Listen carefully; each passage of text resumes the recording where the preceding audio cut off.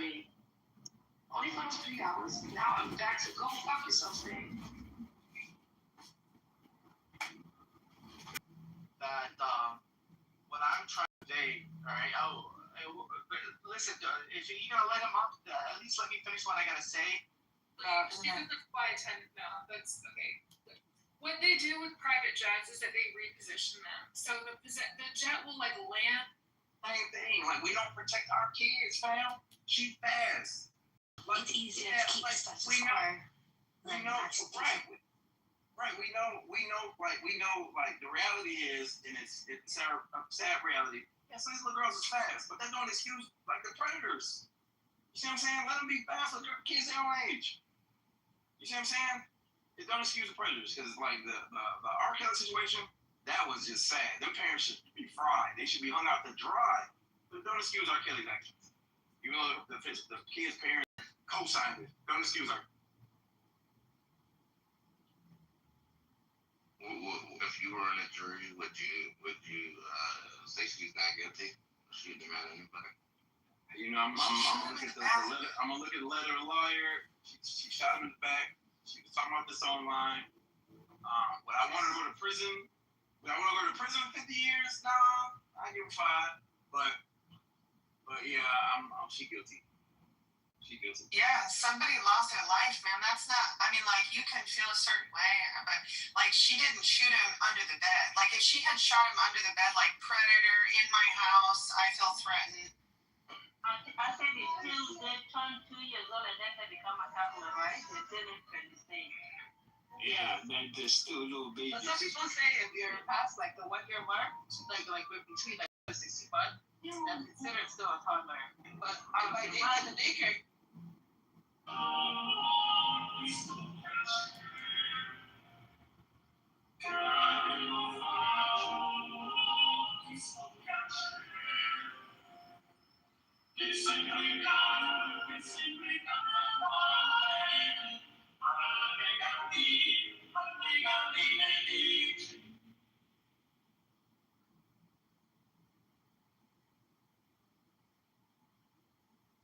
No. It's just that when you're listing stuff, I mean, if you have more than 2 kids, I may have been at a dinner with multiple kids the other day and named all of them except the one I was calling. Oh, how you know I'm listing a kid? How you know I'm listing a kid? But Anna's point was that people don't know Antarctica in particular, which was the third one she said. Anyway. Take a shower. Jacob looks like a dirty bum, and never smells like shit. His fingernails probably dirty. Ooh, Jacob smells like a shit.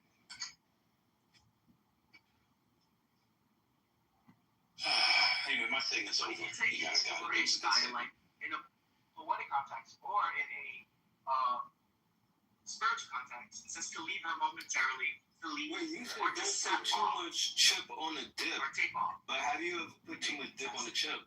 And then so I was like, shit type shit. You know what I'm saying? Some shit type shit. Or is there such thing? You know what I'm saying? You got something. You know what I'm saying? That's type shit. I'm sorry, I'm not going to listen to what you're saying. I'm trying to talk like you're tough. You're an audio app. Talk like a regular person. Talk like you would talk at a job interview. Talk like you're like, there you go. Just talk to me like, just talk to me. Much better. How you doing, brother? Hey, brother. You know, talk to me like with that white man when you make your $5. Talk to me. Talk. Come on. He probably found out what. Answer the questions. Too much chip on the dip and too much dip on the chip. Or is there such thing? Of course there's too much dip on the chip. No, there's never too. See, that's where you're wrong. I gotta disagree. Yeah, you told me because every time that's happened in the past, the Jews have been fucking persecuted, fucking wiped out. It's just not gonna. How is that? I used the number you are calling from and found an internet account. Is that the account you are calling about? No. so I can help you. What's the account number or phone number on the account? There is none. That's fine. No problem. To better handle your call, how can I help with your high-speed internet? You can say things like new service. New Can't connect service. to the internet or pay my bill. New service. What's the zip code you were calling for? 60630. Thank you. 1 second, please. Which are you calling about? A personal or business account? Personal. Okay, hold on a minute. Please wait. 1 moment, please, while I handle your request.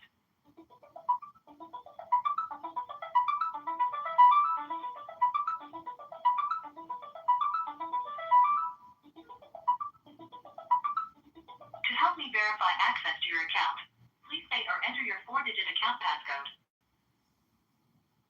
I don't have it. All of our agents are assisting other callers. I can text you a link to chat with an agent. Press 1 to chat, or press 2 to decline. We have your number as 31249805117. Press 1 to receive your text message at this number. Okay, that text should be coming in shortly. Thanks for calling.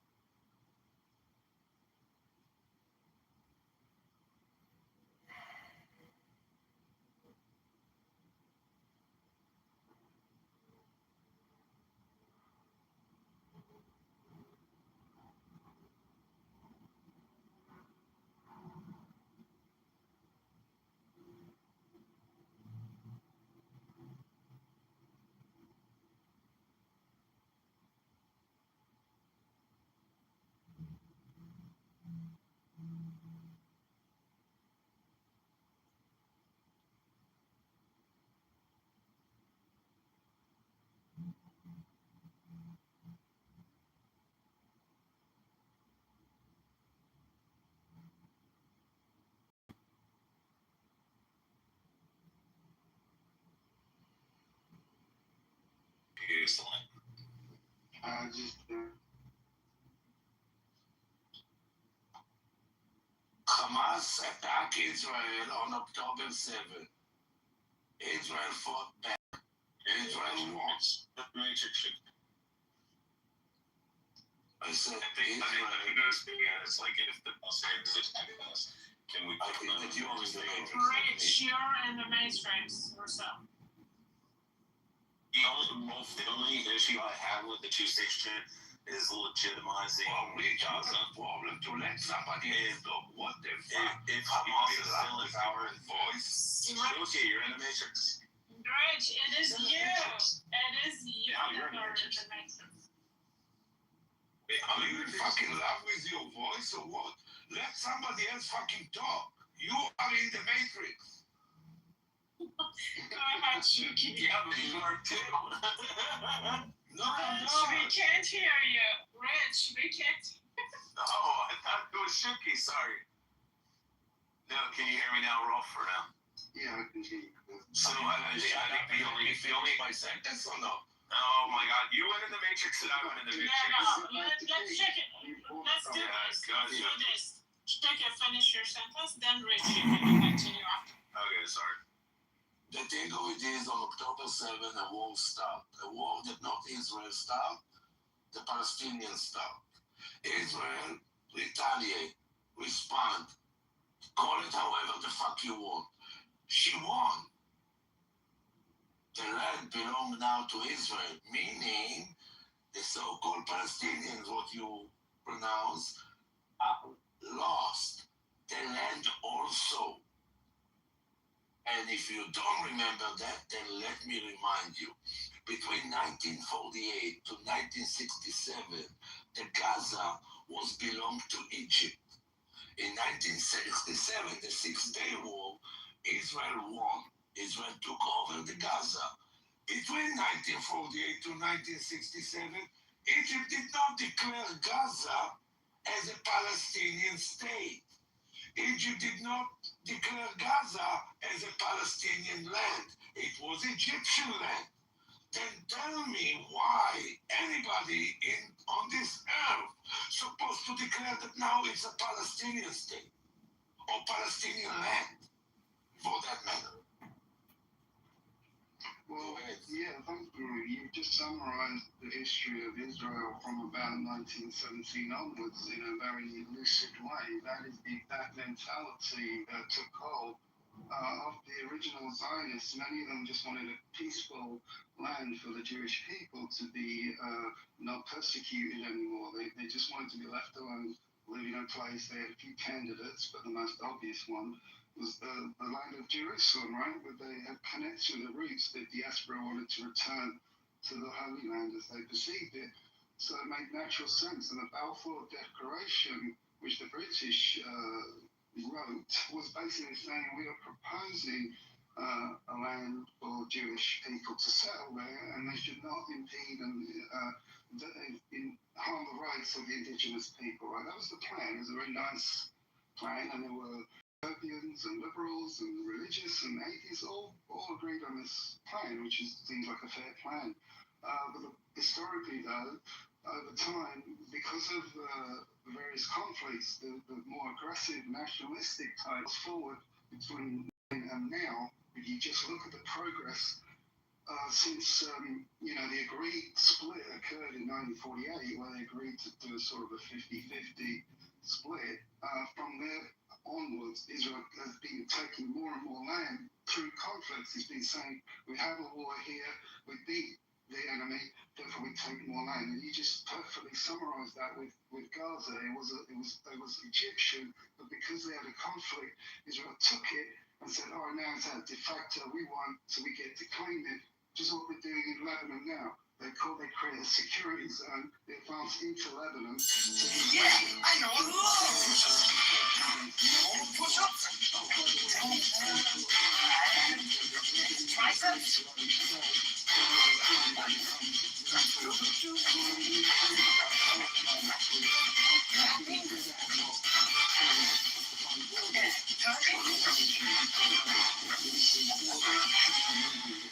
What about something a little bit more difficult? One arm push-ups.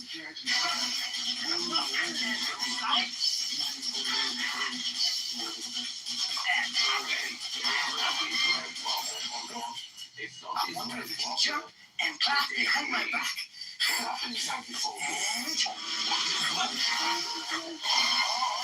love it.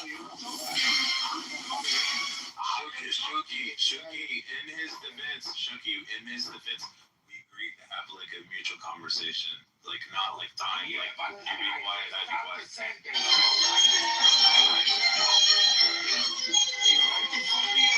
And day after the declaration of the state of Israel, 5 nations of Arab nations, Israel, because they disagreed. They agreed. Israel did not attack Israel as a defense. In 1956, Egypt attacked Israel, not Israel attacked Egypt. So if you attack me, and I'm defending myself and getting over you, whatever I took, it's mine. Israel never opened a war. Yeah, Do you research? Israel never researched it very carefully. I've researched all of it. Obviously not that Yeah, I carefully. have. And then you're missing out part of the story here, because when the United Nations voted to agree to partition Israel, guess what? Not everybody agreed with that. Many nations did not agree. Russia, the USSR didn't agree, so they were pressured, and for some reason they flipped the last minute and voted. That was a crucial vote that approved this plan. And the Palestinians didn't get a say in this. The USSR was not the UN Security Council at the time. USSR was Green, let him finish. Jeez. So, yeah, that may be correct what you just said, but moving on, the crucial point I'm making here is the point I'm making is on an international level and in an internal level, at both scales, there's a strong disagreement on this topic. Internationally, many countries to this day never recognized that agreement that the UN voted on, and many Palestinians thought this was an outrage. Why should one half of our land is taken away from us? And that's why they would have fought. There would have been militias who would have fought. This would be normal human nature. If the British were living there for 500 years or even 100 years, and the French came in and just said, guess what, guys, we're taking half your land, just deal with it. It's a fair offer. Don't fight back. You think British wouldn't fight? I think the British would fight. Hey, Rolf, one thing I was going to mention, because I know Chucky's done now. Hold on, Chucky. I was just going to say this. The only problem I have with the two-state solution is legitimizing Gaza while Hamas is there, or at least the ideology. Even if Hamas is destroyed, if the ideology still exists, then it legitimizes Gaza to become its own state.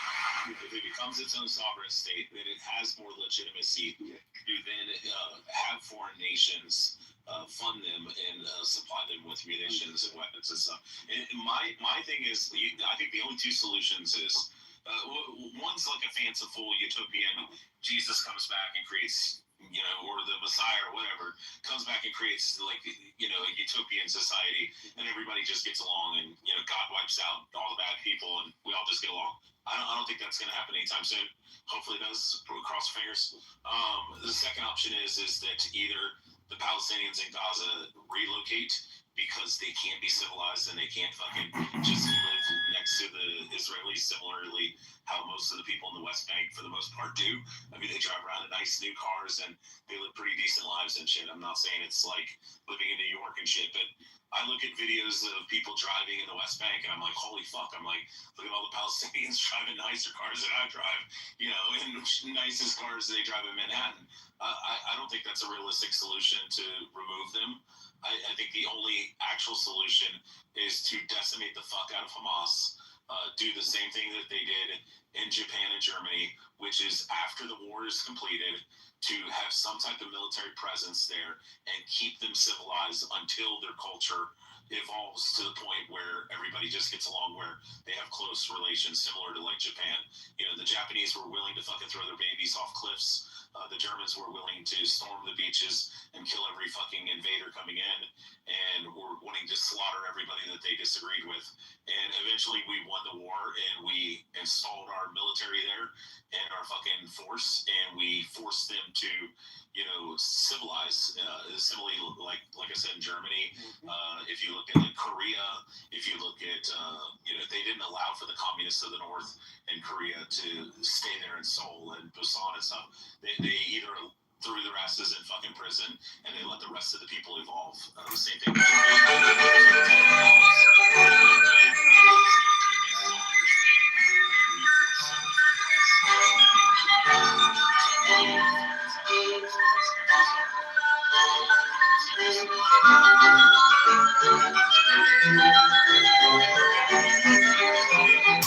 That's why I try to tell the Iranians, you can't just get rid of the IRGC, because if the ideology still exists, and even if it's 10-20% of the population, if they end up taking over the submissive 80%, they will eventually just build a new fucking IRGC.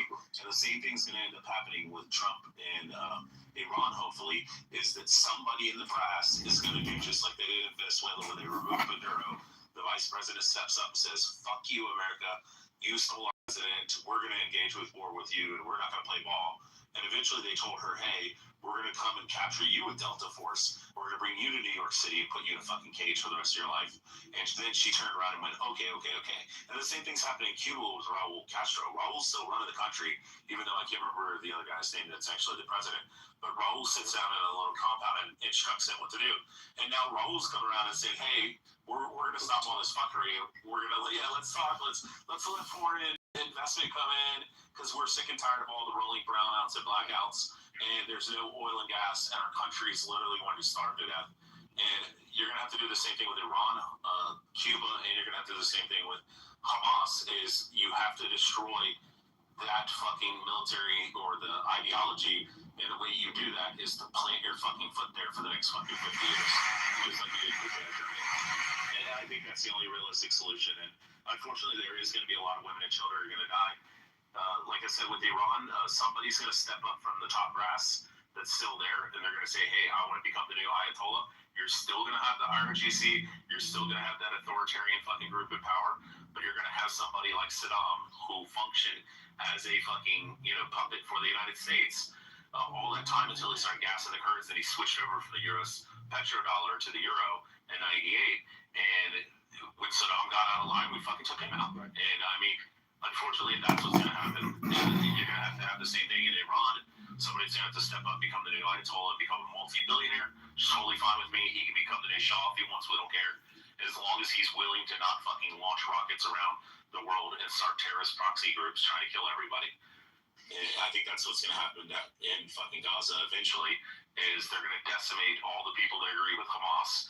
And unfortunately, if the statistics are wrong and it's 76%, I don't want to see 76% of the people die.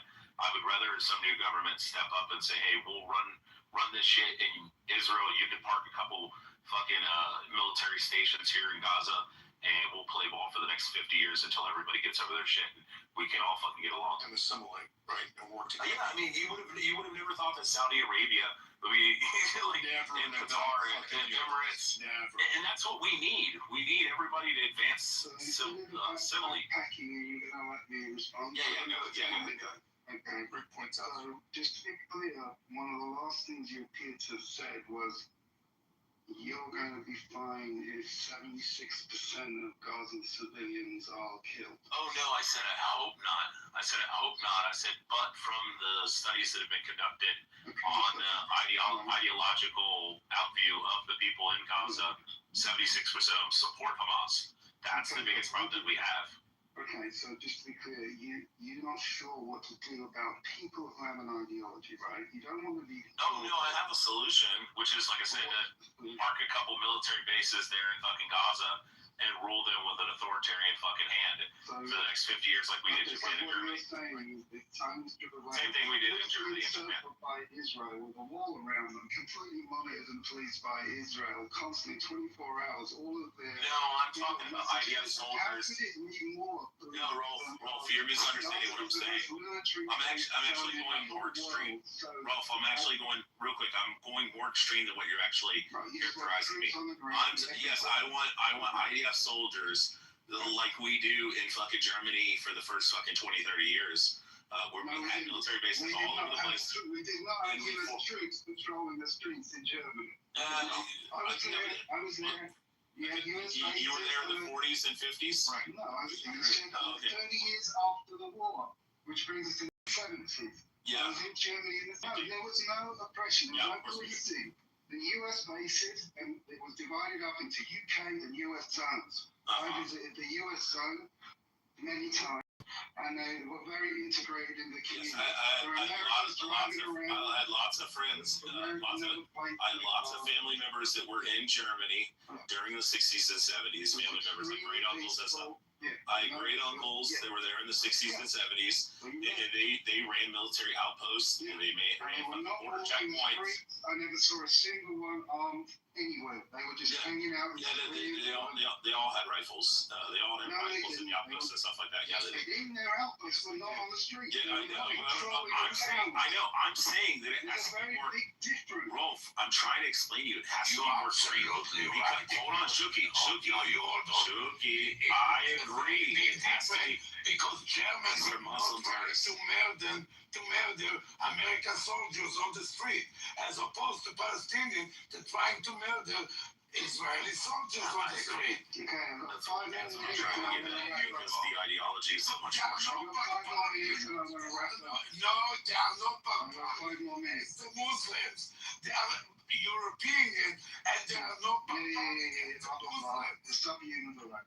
So, I agree. I agree that the Muslim ideology is worse than the Nazi ideology, and I think that we are going to have to have a police state in Gaza until eventually they fucking chill out. Right. And if we have to remove all the fucking Hamas members and put IDF soldiers on every fucking street corner in Gaza for the next 30 years, I'm fine with that. And the people who want to fuck around, they can find out and they'll get You shot. keep talking over me, that's fine. The Israeli I agree that your characterization is far worse. Ideologically, far worse than your the Israeli characterization. culture, that psychotic maniac. I agree that my position is worse than what you're trying to characterize. You're trying to say, oh, it's A. I'm trying to say, no, it's B, and B is actually worse. Right. Like fucking stupid. You're going furthermore. Yes, he's like, oh my God, you're saying they should have military bases. I'm like, no. They should have IDF soldiers on every fucking street corner in Gaza for the next 30 years until the next generation comes along and goes, maybe we shouldn't fucking fight. Maybe we should just like buy Mercedes and BMWs and like eat fucking shawarma and hummus like all the people in the West Bank. Like, we should just chill the fuck out. I agree with a police state for the next 30-40 years. And he's like, but they didn't do that in Germany. And I'm like, yeah, but the Muslim ideology is worse than the fucking Nazi ideology. And it's worse than the fucking Japanese, because when we dethrone their fucking emperor, then they all chilled the fuck out. Like, we dropped 2 atomic bombs, they chilled the fuck out. And we stationed fucking military bases all over their country, and now they're our closest allies. And now they don't fucking cause any problems. And that's what we gotta do in Gaza. Yeah. Right. This is what we did in Japan. Twice. Then they chilled out. Then they chilled out Ralph. Yeah, unfortunately, Gaza's America did in Berlin. They have at Berlin on that. Yep. And can I just say something? In this case, you cannot do it because you have Pakistan. If you do that, Pakistan will do that to Israel. About the nukes or about the police state? They're both. No. The police state we can do. You know why, CJ? Why Israel can do that? Do you want to know why we can? Because the United States. I know, CJ. I'm not screaming. I'm talking. I'm saying that's why I'm serious. Listen, the United States has contingencies. If you go watch the Sean Ryan show, he was talking to a woman who's an expert in thermonuclear weapons. Shut up. And I'll just talk to the fucking rest of the room. I'm fine with that. The contingency is that Sean Ryan was asked. The woman who's an expert. Move to the audience. Take it easy. Okay. Yeah, so the contingency is that he asked her, he said, what if North Korea actually fires an intercontinental ballistic missile at the United States or one of our territories? And she said the automatic contingency is, I know he's got the RGC flag, it's crazy, but the automatic response is we have a contingency that they will fire 82 thermonuclear weapons at North Korea. And then Sean Ryan asked the woman who's an expert on ICBMs, he said, how many nukes would it take to wipe out the entire country of North Korea? She plainly responded, just very simply, 82. And that's what will happen to Pakistan. If it takes 140 fucking nukes to take Pakistan, that's already targeted. That's already fucking set up for any contingency. Pakistan fires 1 nuke, we fire 30 fucking nukes, and the entire country's gone. Every square inch of Pakistan will no longer fucking exist. The United States already has these contingencies set up for the president. They come in, they say, Mr. President, Pakistan just fired a nuke at fucking Israel or India, and the president says, okay, let's do the contingency. He turns the fucking key, puts in his code, does his voice, whatever, thumbprint, finger, fucking whatever, and then 130, say, nukes will instantly shoot at fucking Pakistan, and the entire country's gone. Every single solitary Pakistani in Pakistan is turned into fucking subatomic particles. That's what you're talking about, CJ. That's why Pakistan will never use nukes. Bring his faggot ass back. So, in other words, it's kind of like Come on, Fede. Come on, Fede. Yeah, Come on. come. Come on, I'll papi. get him up. I'll get him up. It's not. Yeah, Greenville. It's not mutual destruction like these people want to make it sound. No, it's not. Only with China and Russia. And if we eviscerate fucking Pakistan off the face of the earth, guess what China and Russia is probably not going to do? They're not going to do anything because we got another fucking 300 nukes pointed at Russia and another 300 nukes pointed at fucking China. And they know that if we wipe Pakistan off the face of the earth, then they attack us like all these fucking retards think.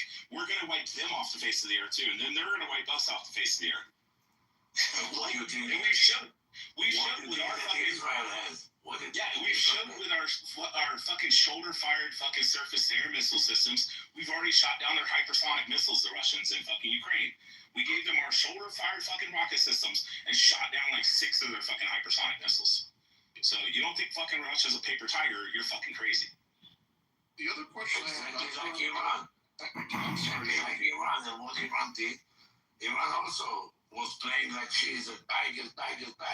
Came Israel and within 12 days showed that they are less than a paper tiger. Way less. It was a paper pussycat. I agree with the cat. Yeah, we've shown just in this by going in and everybody's like, why did you go into Afghanistan and lose the war? We didn't lose the fucking war. We went in, we destabilized the entire country. We sent in Green Berets to train the entire country and train all their fucking military. Then we left billions of dollars of munitions and fucking M16A1s. And we left all those just laying there because accidentally leave it and say, hey, it was going to cost too much to bring the shit back. And then they pick it up. And what immediately happens when we pull out? The Chinese Communist Party and the Russian Federation both try to invade Afghanistan. And what are they being shot at with? The same thing that we were being. Budget shortfall driven by the high cost of the war in Iran. It's forcing military readiness cutbacks. There is a stall emergency request in Congress, which we've alluded to before in this room. Key details include a requested $67 billion supplemental package, shifted funds from baseline military training and maintenance, and depleted precision munition stockpiles. So what does that all mean? Those are words. Is that a word salad, or does that actually make sense, Gary? Well, let me break it down a little bit. There is an immediate cash crunch, according to the Washington Post. Critical military operational accounts are set to run dry within weeks. There is a readiness impact to all of this. According to the Post, the military has canceled training exercises and delayed base upkeep to pay for ongoing combat operations. The congressional gridlock to which I alluded, Hegseth has been pressing lawmakers for emergency funds, but Congress has delayed action because of political pushback. A good portion of that, as we've discussed here before, is that they haven't been able to explain, according to the members of Congress, both Democratic and Republican, what they want to specifically use the monies for. So a lot of this is the fault of the administration, seemingly, not being able to make their case to Congress. But here's the impact on the Iranian war effort. But I don't think we should just look at the impact on the Iranian war effort. Because some people feel like we ought not to be in this war anyway. Who cares if it affects the Iranian war effort? But there is a cascading residual effect to all of this that I think we need to really look into. So with regard to the Iranian war effort, munitions are strained. According to the Washington Post, high expenditure on interceptors and strikes means that the United States is burning through costly precision-guided weapons faster than they can be replaced. Now we're in a situation now where the president seemingly wants to order an uptick in this war. But if you're running out of munitions, how do you do that? If even without this uptick, we are expending the munitions faster than they can be replaced, well, how in the hell are you going to increase the military pressure on Iran. The Post also reports that while the United States military remains active, a lack of flexible cash forces reliance on shifting funds from other global defense priorities. So that complicates long-term campaign planning. So let's talk about the long-term global security issues. The Pentagon running out of money right now because of the Iran war. Because as I said, there are those states, I'm not making this argument, but it's not our fight. Let's get the hell out, and now we're forced to get out. There will be people who say that.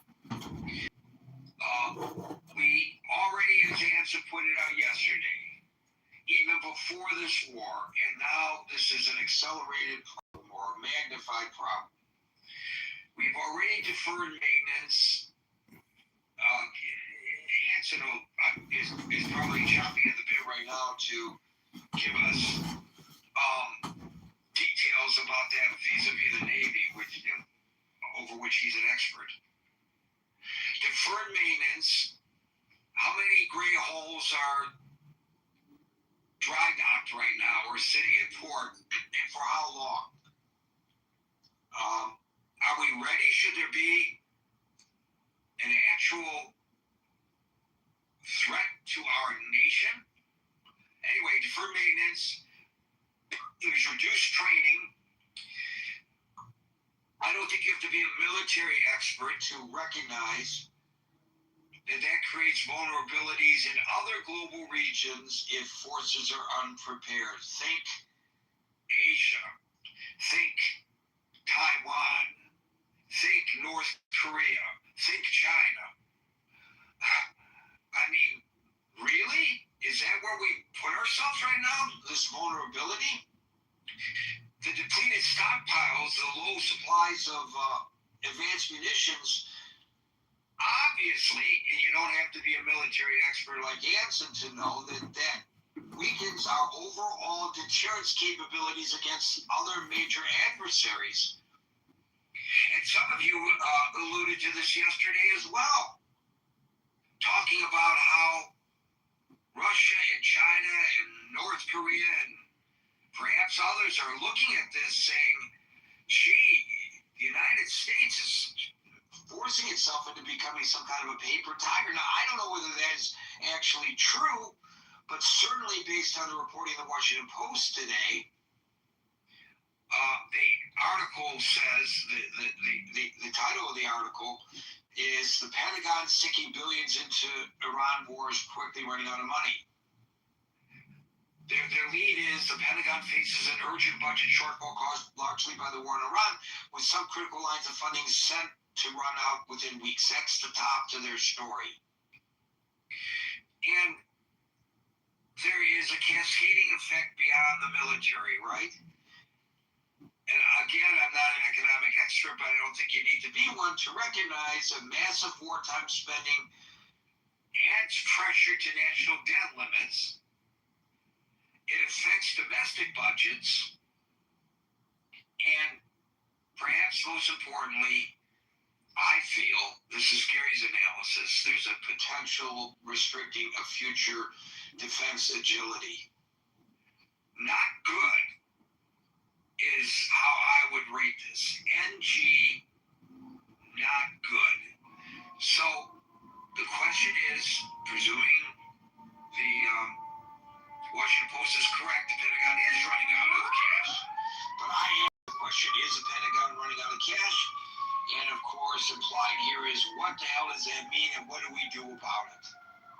So with that introduction, I will start grabbing you guys. And yeah, I actually read this article. I was going to do a room about it earlier today because I thought it was really interesting. Yeah, I mean, Hegseth's kind of got to go hand in hand now, apparently to the hell. Yeah, I think this is the realities of war, right? And war is not free. And I mean, I think there's a twin factor. A, as you said, guys, the war is unpopular. And no, that doesn't mean it's wrong. I mean, or right. I mean, but I mean, you have to factor this in. I think that one thing any commander in chief now, for the foreseeable future, has to take into consideration is that you take military action in the wake of Afghanistan, which we left horribly, Iraq too, which which was wildly unpopular and largely looked at as a failure. If you were doing this stuff after Iraq One, it's very different, right? After Iraq One was one of the most capable demonstrations of American power in my memory. I mean, it was just so clean, and it was on TV, and we just we looked impressive, and it looked as though American power had a fantastic role in the world, and it could be used quite adroitly. That's not how we feel these days. I mean, Donald Trump largely is president because of the failures of neocon foreign policy and adventurism abroad. So you have to keep that in mind, right?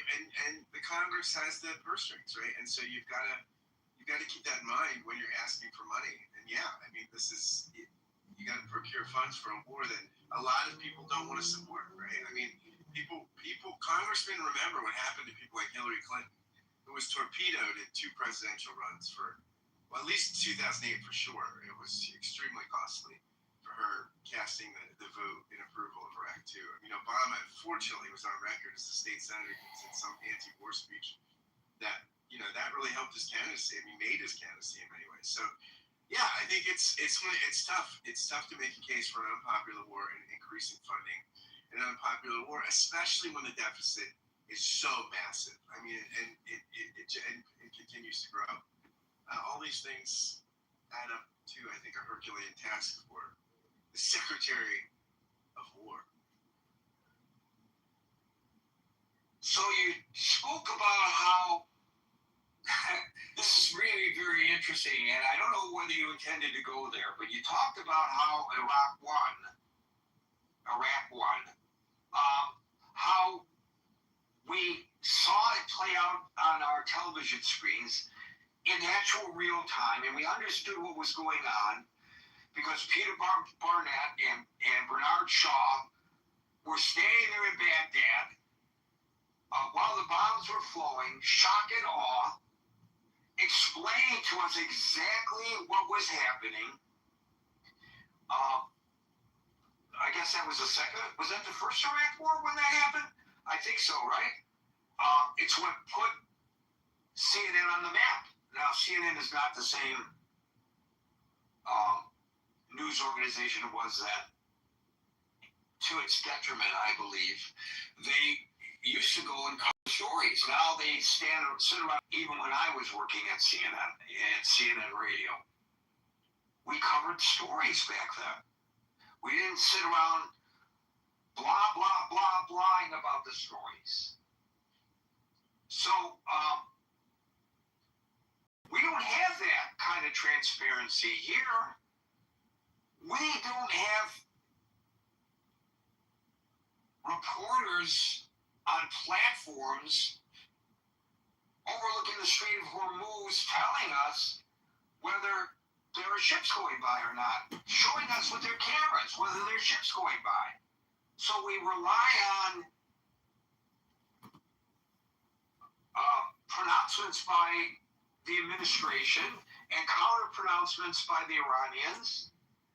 And I gotta tell you, when it comes to the veracity of all this, Scott, and there's a lot of bullshit coming out of the mouths of the propagandists in Tehran, on that particular issue, they've been more spot on than our president has been. We pointed that out yesterday.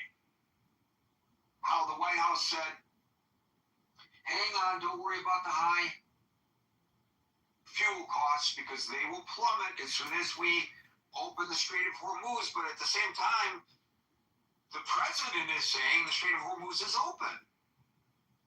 And both of those messagings come out of the White House. The former White House spokesperson, an official statement. The latter, the president of the United States. A true social posting. So which is it? we talked yesterday, you can't prosecute a war without the support, successfully, without the support of the populace. Nobody's really making an attempt to show us there may be, as you point out, very solid reasons for this war, but I don't know what in the minds of the administration those reasons are. I mean, I have my own personal beliefs, as do you, but I don't know in the mind of the administration because they haven't articulated it. Had they articulated it properly to the Congress, perhaps they would have gotten the appropriations they need so that it wouldn't have drained our military's capability to the point that, God forbid, we feel that we are safe. Because somebody talked about it yesterday, the United States is isolated from the rest of the world. And it's so simple these days, like it was, during World War II, for example, when there was very little, there was some, but there was very little threat to the homeland. It's a different world that we live in today. It's a very dangerous world that we live in today. A lot of things are intertwined. For some reason, the government is reticent to explain to us how things are intertwined. I don't know why, but there you have it. And the news media aren't doing a very good job of explaining it to us because it's all he said, she said, he said, she said, he said, she said. And so there's little real reporting except in specific news organizations that focus on that. But in the areas where the general public goes for their information, there's very little credible information that's being really fed to the American people. It's there if you want to look for it, but you gotta look for it. It's not being spoon fed to us, and we are lazy. We want it all spoon fed to us. So, CNN did during the Gulf War was dangerous too, and I know you can't. I don't know why we're not seeing daily images coming from Oman.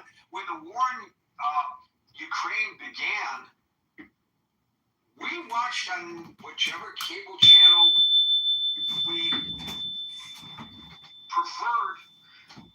We could see what was going on there. We could see as the bombs came in. We had reporters on the ground telling us what was happening. One reporter at Fox was gravely wounded covering the war. It's dangerous work, war corresponding, but it's very important work indeed. All of this, I think, contributes to where we are today, Scott. A populace and a Congress that just can't, as much as maybe some want to be supportive, they just can't be supportive. And now, as a result of that, we're running out of money to run the military. And as I said in my opening remarks, my concern may be more towards the global impacts of this than the regional in the Middle East. I don't know where this leaves us. I think it leaves freedom-loving countries all very vulnerable. But maybe that's something that a lot of people don't understand as well. Yeah, and I mean, this is interesting, right? Because not only do you engage, this administration engage in a military conflict in a post-Afghanistan, post-Iraq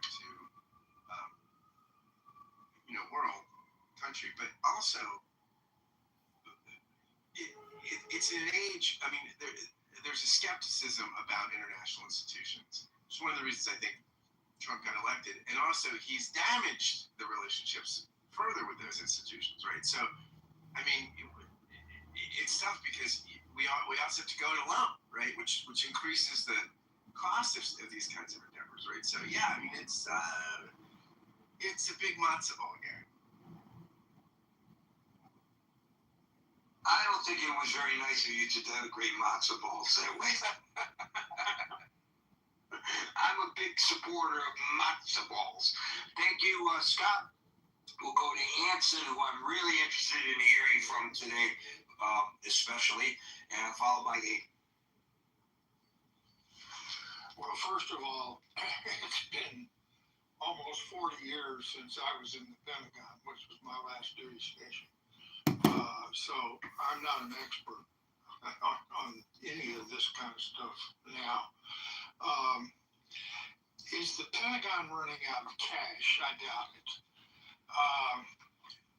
If you've got a carrier battle group that's just in the United States and conducting training and goes to see the cost of doing maintenance, et cetera, et cetera.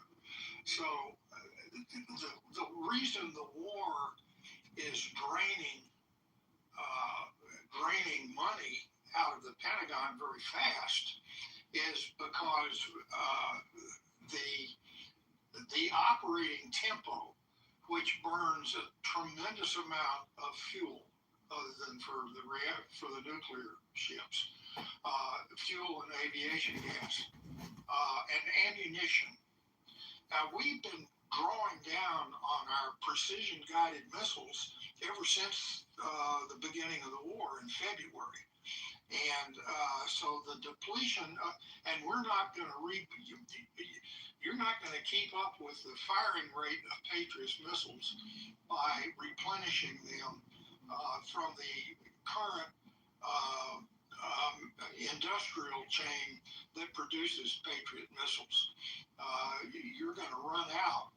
At some point, you'll run out of Patriot missiles. And THAAD, the high altitude, the THAAD missiles, those things that cost multiple millions of dollars for one bullet against one missile, and you have to fire multiple bullets to knock down even an Iranian ballistic missile. So the burn rate for those things is very high, but the Pentagon can move some money around, but it's very difficult to do. It's very difficult to keep track of all these things. Imagine trying to keep track of close to $1 trillion a year. What was the budget for 26? $800, $900 billion a year. How do you keep track of all that money? And it's hard to do. And the thing that I read the Post article, and you're absolutely right, Gary. It's he said, she said. You have experts that are contradicting so-called experts that are contradicting what's coming out of, quote, the experts within the administration. Well, who's telling the truth? I can't figure it out when I read the Washington Post. I don't know who's telling the truth. I get the sense that a lot of the anti-administration experts are, a lot of them are right out of the Biden administration. So of course they're going to be critical of the administration of another party. Where is ground truth? I don't have any idea. Now, go back to what we call the Black Movement, which I call the first and Iraq too, which was the invasion of Iraq. Remember, we did not invade Iraq during the first Gulf War. All we did was kick the Iraqis out of Kuwait and rewarded them. There were a lot of war criminals that wanted to keep going all the way to Baghdad.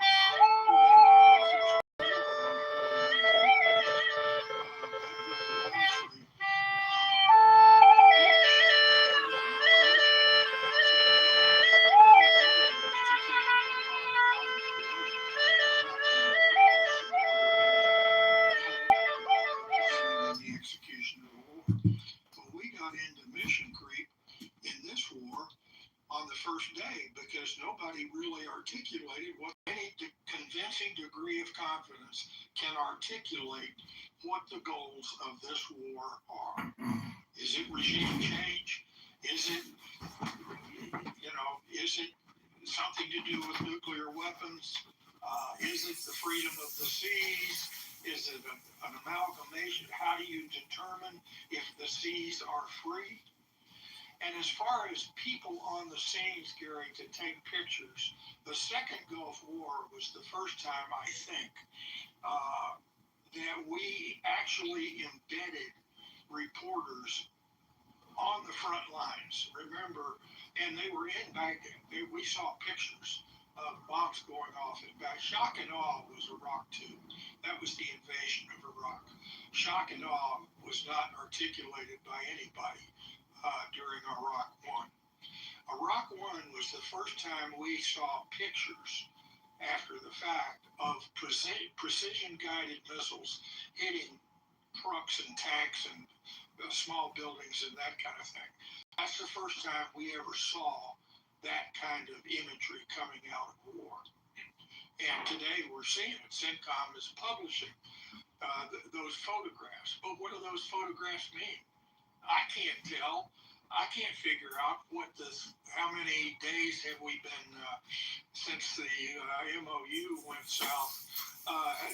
What is it, 11 days now that we've been executing air raids on the nation of Iran. And I think pretty much almost all of those have been along southern Iran to try to somehow prevent them from closing the Straits of Hormuz. And we've been unsuccessful in doing that. So you could take, if you chartered helicopters in Oman, you could take pictures of ships moving in and out of the Straits or not moving in and out of the Straits. But those pictures, again, they have to be interpreted by people that know what they're talking about. We've had it was a report that an oil tanker was hit by, quote, unidentified objects, caught fire, the crew got into lifeboats and abandoned ship. And we haven't seen picture one of that, nor have I heard the United States acknowledge that in fact has happened. I don't know whether it has or not. I don't think any ships have been sunk. And I think a few fires have taken place on ships. But I don't know what the freedom of navigation looks like in the Straits of Hormuz right now. The other thing that was so astounding to me is the House is getting ready to go on a month-long vacation. Well, here we are needing cash in order to continue to conduct a limited war and if you were going to go on a $10 vacation and you planned your vacation, but then you kept changing where you were going to go and how long you were going to stay, and rather than a 2-week vacation to Europe, you decided you were going to go to Russia and you were going to go to China, and who knows what the budget was for the vacation. You're just spending money out of your trust fund or wherever it is. You cannot budget a war if you don't know what you're trying to achieve in the war. You can't even accurately budget a war when you know exactly what you want to achieve, but you can get a much greater feel for it. And finally, the people, the people that are opposed to the war, they want the Pentagon to run out of money. They want the war to come to a close this week because they don't have enough money to buy gasoline to put jets in the air over Iran. Is that the right way for the nation to be engaged in armed conflict? Of course it's not. And it's astounding that it's continuing to take place. The Pentagon doesn't know where the money is. they're not exactly sure what authority they have to move money from one bucket to another, and you'll have lawyers on both sides screaming at each other, saying, "Yes, you can. No, you can't." It's astounding, and it's just a perpetuation of the frustration and the angst and the anger and the disgust that I expressed yesterday. And I don't see us. I don't know how we're going to come out of this thing. I think if the Democratic Party has their way, we're going to have to withdraw two carrier battle groups from the Middle East because we don't have the money to support two carrier battle groups, and we certainly don't have the money to buy the bullets needed for the carrier battle groups. Is that the right way to conduct an armed, the use of our military? Of course it's not. And yet we're doing it. So be it. I don't know what else I can say other than to sound frustrated, which of course I am. Even the sinking of the Lusitania, which led to World War I, there's one image that survived. It was water damaged, it's blurry, but there was this is 1915, ladies and gentlemen, a guy named Robert McCormick, who was a passenger to one of this operator. I'm looking it up to remind me about all this. He took 5 photos with a pocket camera. Two were taken on the deck just prior to the torpedo hit. The final 3 were snapped as the ship went down. Because he had to jump into the ocean, the film suffered severe saltwater damage. The surviving images are heavily distorted. But there are images. Now, we are in the age of digital fatiguing and safe passage. And we had a ship that sailing in the water even, that had to be rescued. And we've got nothing on it. Nothing, zero, zilch, nada. Today, in 2026, it's just a communication that the common man has access to, Hanson.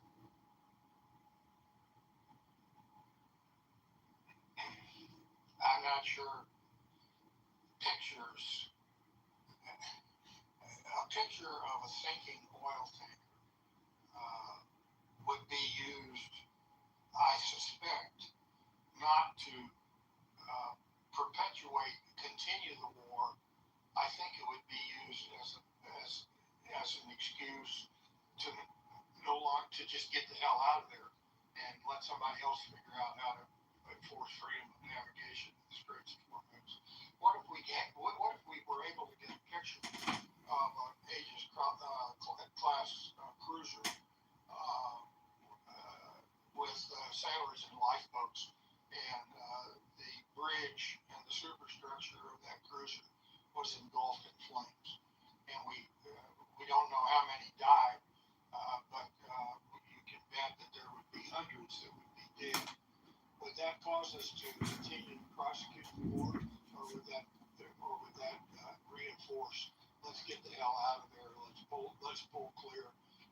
We're not going to do anything. We're not going to execute any other military action anywhere near Iraq or in the Middle East. We're going to withdraw to the bastions of the United States and let somebody else worry about it. That's there are people that want to see us do that. I don't, but there are plenty of people that would love to see us do that.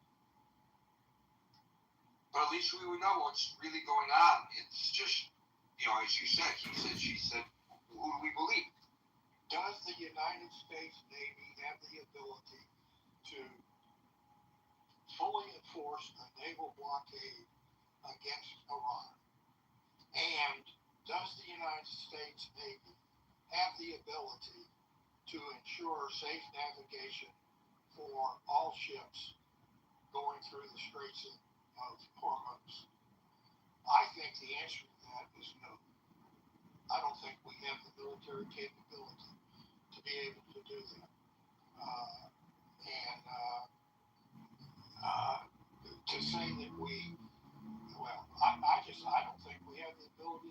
not on a sustained basis. And that's what Iran, that's what Iran is betting on, that they're going to keep creating brush fires, so to speak, in and around the Middle East. And at some point, the United States is just going to say, well, we run out of money. Congress is on vacation. They won't give us any more money. We can't pay for the gas, the bullets, and the people. So we're going to withdraw all of our naval forces and our air forces back to permanent bases in the United States. That's what some people want us to do. And that's where there's some of the experts that are speaking as experts to try to achieve that goal. And there are other experts that want to put, want to go in for unconditional surrender with full up ground forces, multiple divisions of American boots on the ground in order to execute a regime change.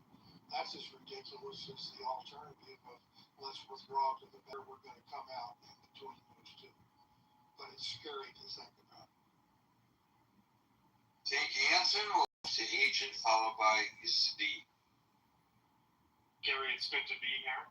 I just wanted to respond to the title. I know the Secretary of War testified the other day about, I think he said something on the order of $35 billion has been spent. He seemed dramatically underestimated. Maybe it's we have prosecutions and misconduct or scandals or cover-ups. Think about it. A lot of these budgets. Thank you, Mr. President. Normal operating expense. I understand this resolution. I understand the seriousness of any time. We have prosecutions and misconduct or scandals or cover-ups. The purpose of the military is for I think anybody that would be guilty of such should have to pay that penalty. But I think us as a body, as a city council, I also believe that we should stand our lane. Obviously, the U.S. Attorney is appointed by the President and the United States Senate. I think we, in our own backyard, as a city council, need to being the global hegemon, enforcing global order through military strength, ultimately, backed ultimately by military strength. And so I don't think in that sense, there is no out of money culture. There's so many levers better infrastructure. They give you the U.S. is completely out of all military. Hey friends, Aaron Delmont here, your candidate for lieutenant governor. I'm here in downtown Chicago right now off of Belmont. I'm outside of Mocker Media. Mocker Media is the podcast studio for Adam Mocker. You may recognize it. Fellas, if you move Political reports, the FBI director Kash Patel is headed to Russia. Come with me, friend. I'm really struggling to almost the premise of the title here to think like, when has it really been running out of money? Has it been the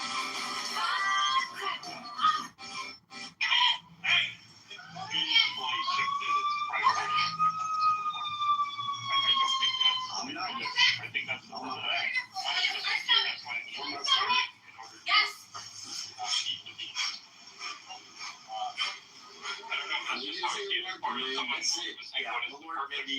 On the first day of our administration, I found out why Chicago went to meet with Libertarians who live in a building that is controlled by a real estate organization. Who's being, I think that's clearly important, and nobody, it's just on the first day, uncomfortable for people for various reasons. Just like say, the USA is inextricably married to Israel, and now there's moves to merge the intelligence apparatus, the military apparatus, when it comes to giving benefits and let's say if you've served in the IDF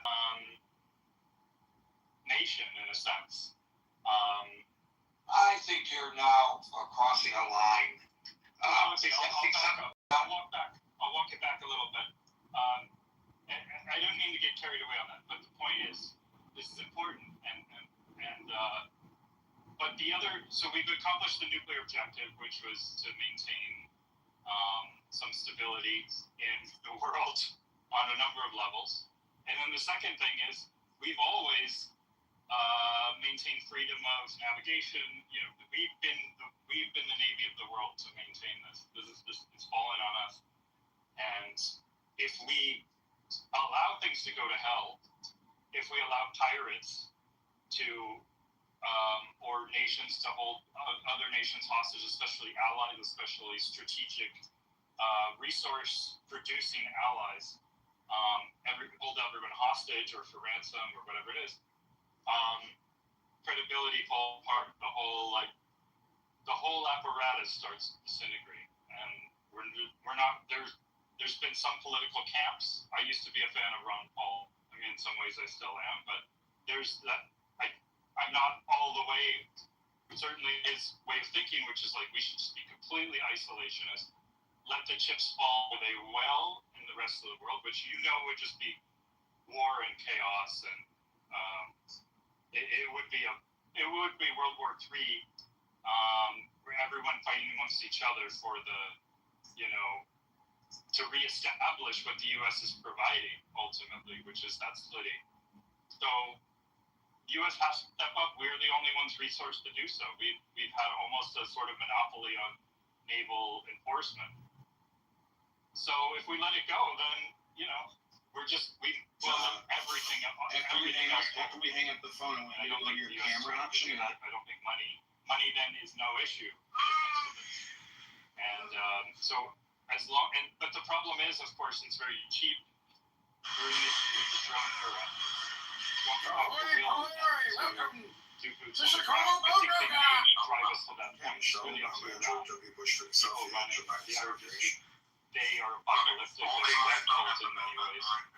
And they want to push things as far as they'll go until they're all wiped out. And if we back down, then they totally win and they can dominate the region, right? And it's just going to be more and more. They're going to still be at war with Saudi, possibly. They're going to be at war with Israel. They've really pledged their business about destroying Israel. So, that's what's going to go. So, you're between rock and a hard place here. And I do think it's going to get worse before it gets better, just because of the asymmetry that's present. So actually get them to stop being able to go up this region. It's going to take overwhelming power. Unfortunately, we haven't built up to that yet. We haven't done anything. We're totally peaceful. Because Iran is not a rational actor. Thank you. So I don't find it uncomfortable to talk about the Israeli aspect of all this. The Iranian government has two Satans in their crosshairs. The first one is Israel. The second one is the United Israel. The fact that they fund the October the 7th, most notably on October the 7th.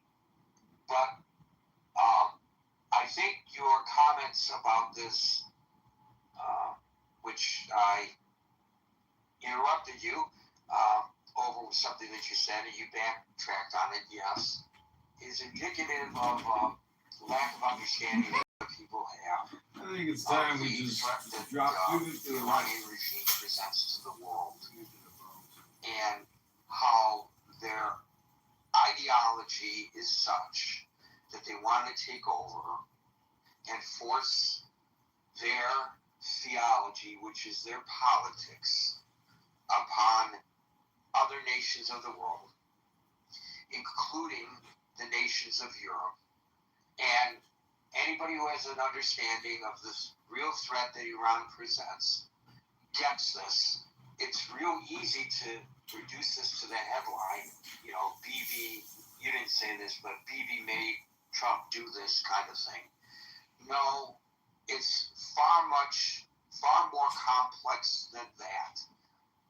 Every administration has recognized this threat. Each has a different approach to it for various reasons, and there is no good approach. The JCPOA was considered a compromise that at least kicks the can down the road. There are many who felt that that was not really addressing the problem, the issue, the threat that Iran presents. And by the way, the JCPOA was targeting Iran's nuclear weapons capabilities and aspirations. And that's not just Israel. All of the Gulf states fear Iran. These are Arab nations now, which Iran is not, but the Arab nations fear a nuclear-armed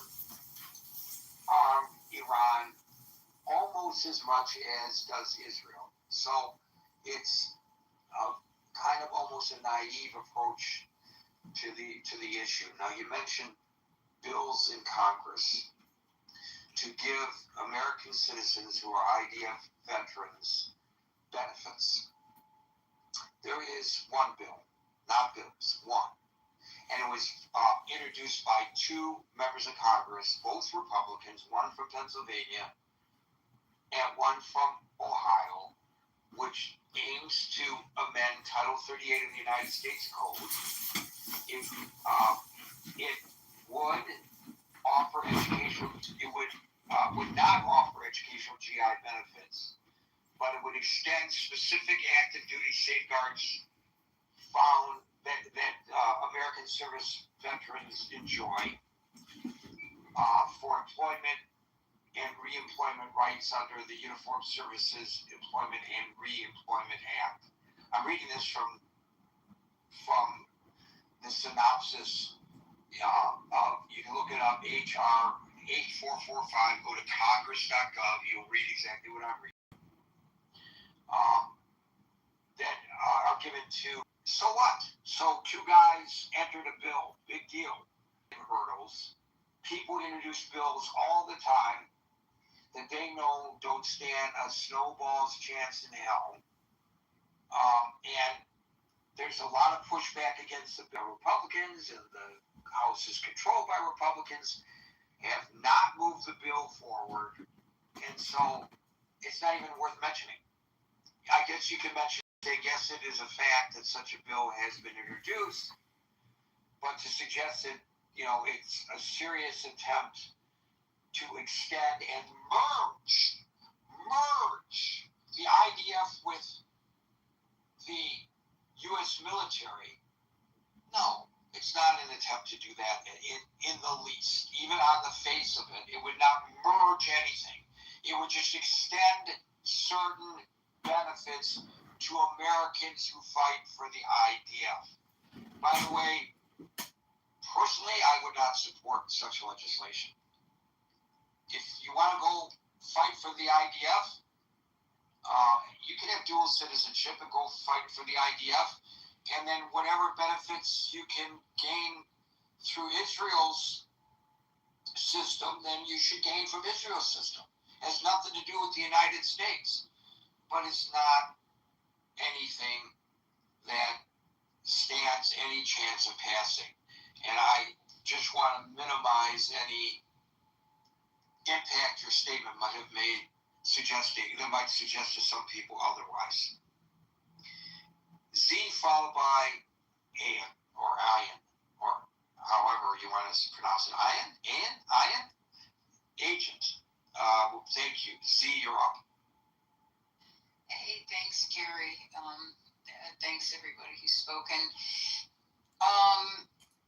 Well, I don't know a lot about all this stuff because I never followed politics, and I never really followed all the ins and the outs of how our government worked, whether it was in D.C. or down to the city-town level. But what I do have is some life experience and just, you see patterns happening and stuff like that. So, we're not legally or functionally bankrupt, but I believe that our country has been bankrupt prior to this. And the reason why I say that is because the U.S. does control its own currency, and it can mint money to pay debts. And so somehow we're staying out of some kind of weird bankruptcy which I if any kind of bankruptcies happened earlier than the 2008 financial crisis, I'm unaware of that. But there seems to be a lot of problems since that happened. And there was a lot of social and economic and political things have been uncovered since this financial crisis with the houses and the paper and all that bad money or whatever it was. So I think that our country has been in a financial crisis since at least 2008. And it's just, nobody wants to say that we are. It's kind of shoved under the rug. And so I'm not surprised that there's a huge deficit now. When I look at the numbers, it's hard to understand how the numbers got so high. And also I want to point out, I find it to be interesting that Mr. Trump was making fun of at least Russia and maybe even Iran and maybe the people who were fighting someplace else. Sorry, guys. That he was making fun of those people they're running out of money. They're running out of stuff. They have nothing, right? And then here it is back to his face. So it's just bizarre, I think, sometimes what comes out of the mouths of people is actually what is happening here. But it's like trajected out towards this other group. Well, they're broke, but we're fine. So that's not true, because right now what's happening in the USA is that their programs like Medicare and like all the food programs are all being cut. They're all cut. And I'm not going to get into all the different ways about it, but there are people suffering in my little zip code who don't have food, who have no medical care, and are on waiting list to see a doctor till 2028. And the other one that was hysterical was, we can see you in 2030. We're going to make you an appointment. So you guys can go do the research on that if you want to. But so in terms of the bankruptcy of this country, and is the Pentagon running out of money? Absolutely. Who knows where all this money went? That's a lot of money just to run around and end up in funny little pockets someplace. I also was like, hey, I was born in 61, Vietnam. That war was nonsense and baloney. Of course, I had no idea that it was, and I was saluting the flag and standing there during the whole thing, and MIA bracelets and POW and going on walks, and I didn't even know what was going on. I just saw the pictures in the magazines and thought, holy shit, I got to do something. And little kids running away from bombs. I mean, I'm like, what the heck? So that's like stuff that's been going on. So then I did ask the computer, I'm like, how long have we been at war? Well, what's going on with this country this country is warmongering everywhere. I don't know why,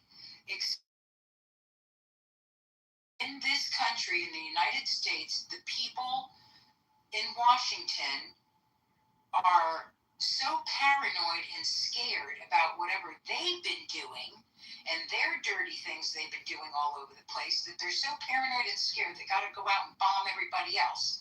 I know, Steve, you're laughing at me, and it's okay. I really appreciate you, and I've learned a lot from you. I am still kind of ignorant, and I'm learning. But the thing is, when I looked all this stuff up, there's a ton of wars. And if they're not called wars, they're called conflicts, they're called incursion. I'm like, who came up with this? So that now, as long as you don't use the word war, you can call it these other names. And I just can't even read them all to you guys. It's like, there's a ton of them. And I just wish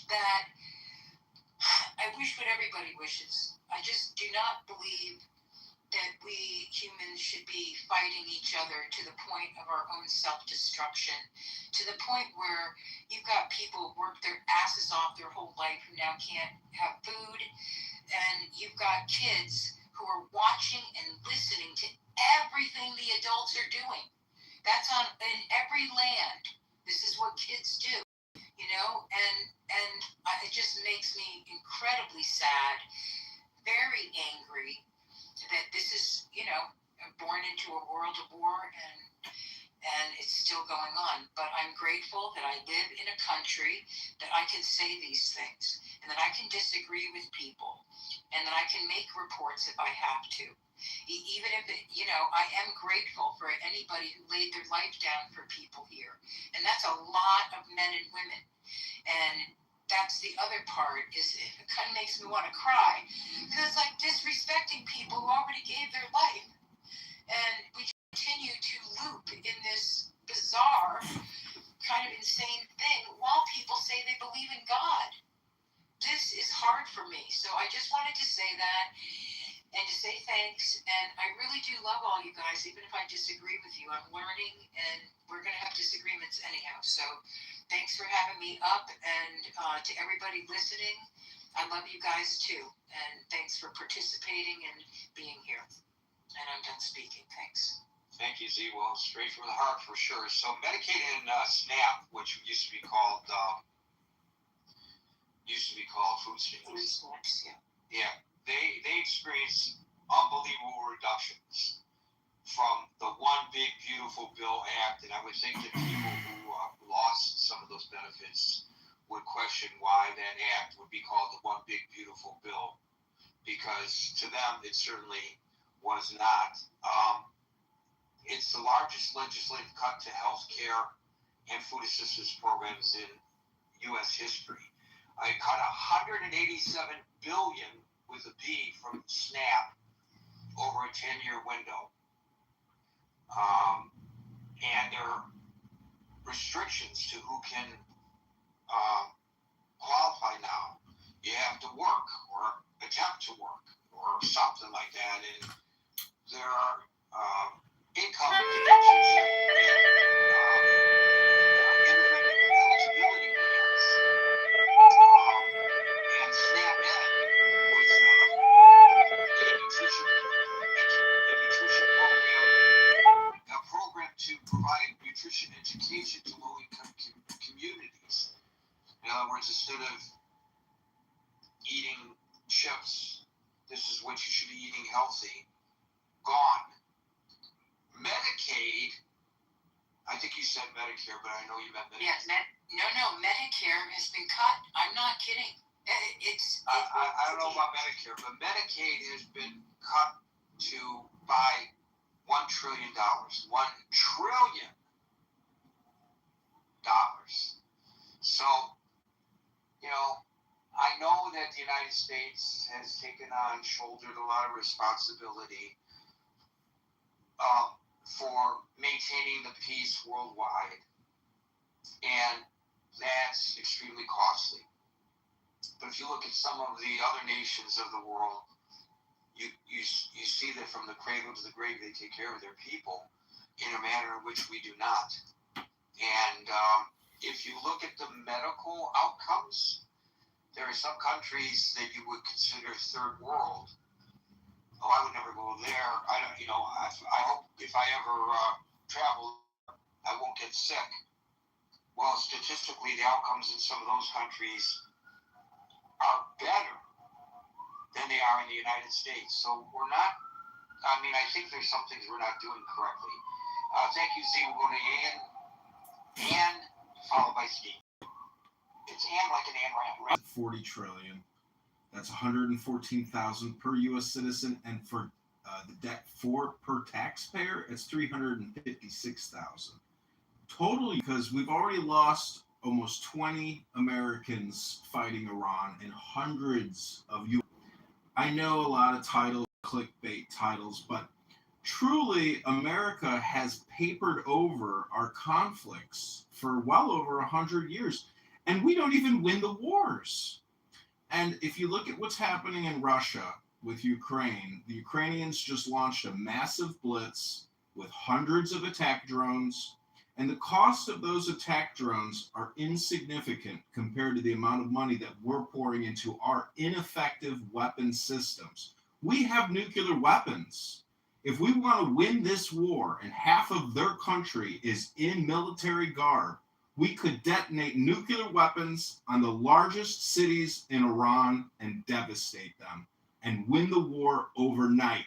But we wouldn't have to spend another $100 billion or lose hundreds of more of U.S. soldiers. We could win the war with our technology, with atomics, with nuclear weapons. But do we have the willpower to kill millions of innocent Iranians? Do we have the will to win? We do not. But we have the will to fund a global military-industrial complex, because it's not just American corporations, it's European corporations sucking at our congressional deficits. It's not just Americans profiting from this war. It is Europeans, Italians, Germans, French, British, all profiting off of our deficit spending. And so all I want to say is that thank God we have Donald Trump, because this is a pressure cooker. And we've ripped the bandage off. And every night we are devastating Iran with new, fresh attacks. And we will have the weapons and the will, as long as we have our glorious orange MAGA president, to exact the will of this war, which has been cooking for 40 plus years. And finally, we've taken out the most radical, evil Islamic terrorists on planet Earth. These aren't Japanese practicing Zen, flying kamikazes. These are apocalyptic Islamic terrorist pirates. And I am so glad that Donald Trump is our president instead of alcoholic Kamala Harris. Thank God we have a warrior president willing. There's evidence to support that she's an alcoholic. So She is an alcoholic. Didn't you see her 4th of July party photos and videos? She was swearing. She drinks gin and vodka all day long. But that's not important. What's important is that we're going to win this war, no matter how long it takes, or how many Iranians we have to kill, or how many hundreds of billions we have to spend. We're going to win this war because Donald Trump is a winner and America is a winning nation. Finally. Thank you all for listening. I am complete. Well, first of all, figures when the first aspersions such as you just did. So please restrain yourself in the future. And secondly, the discussion today is how they don't have the money to prosecute this war. So it sounds to me that what you're just articulating is no more than wishful thinking. How, if they don't have the munitions?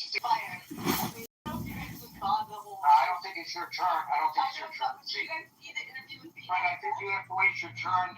But did you guys watch the interview with Pete Hegseth? Did you And watch so there you go from the stage. I just told you it was not your Gary. I don't know, and you sound like you're an English-speaking individual. Gary, it was America. Not your turn. And could you answer my question? Gary, America is spending almost $100 billion a month on interest expense and $100 billion a month on our military-industrial complex, which is primarily our Navy, our Army, our Air Force, our Marines, our Coast Guard. When our creditors are receiving all this interest expense, but providing no product or service, at least our military at the cost of $100 billion a month. Question, and I would like you to answer the question that I asked you.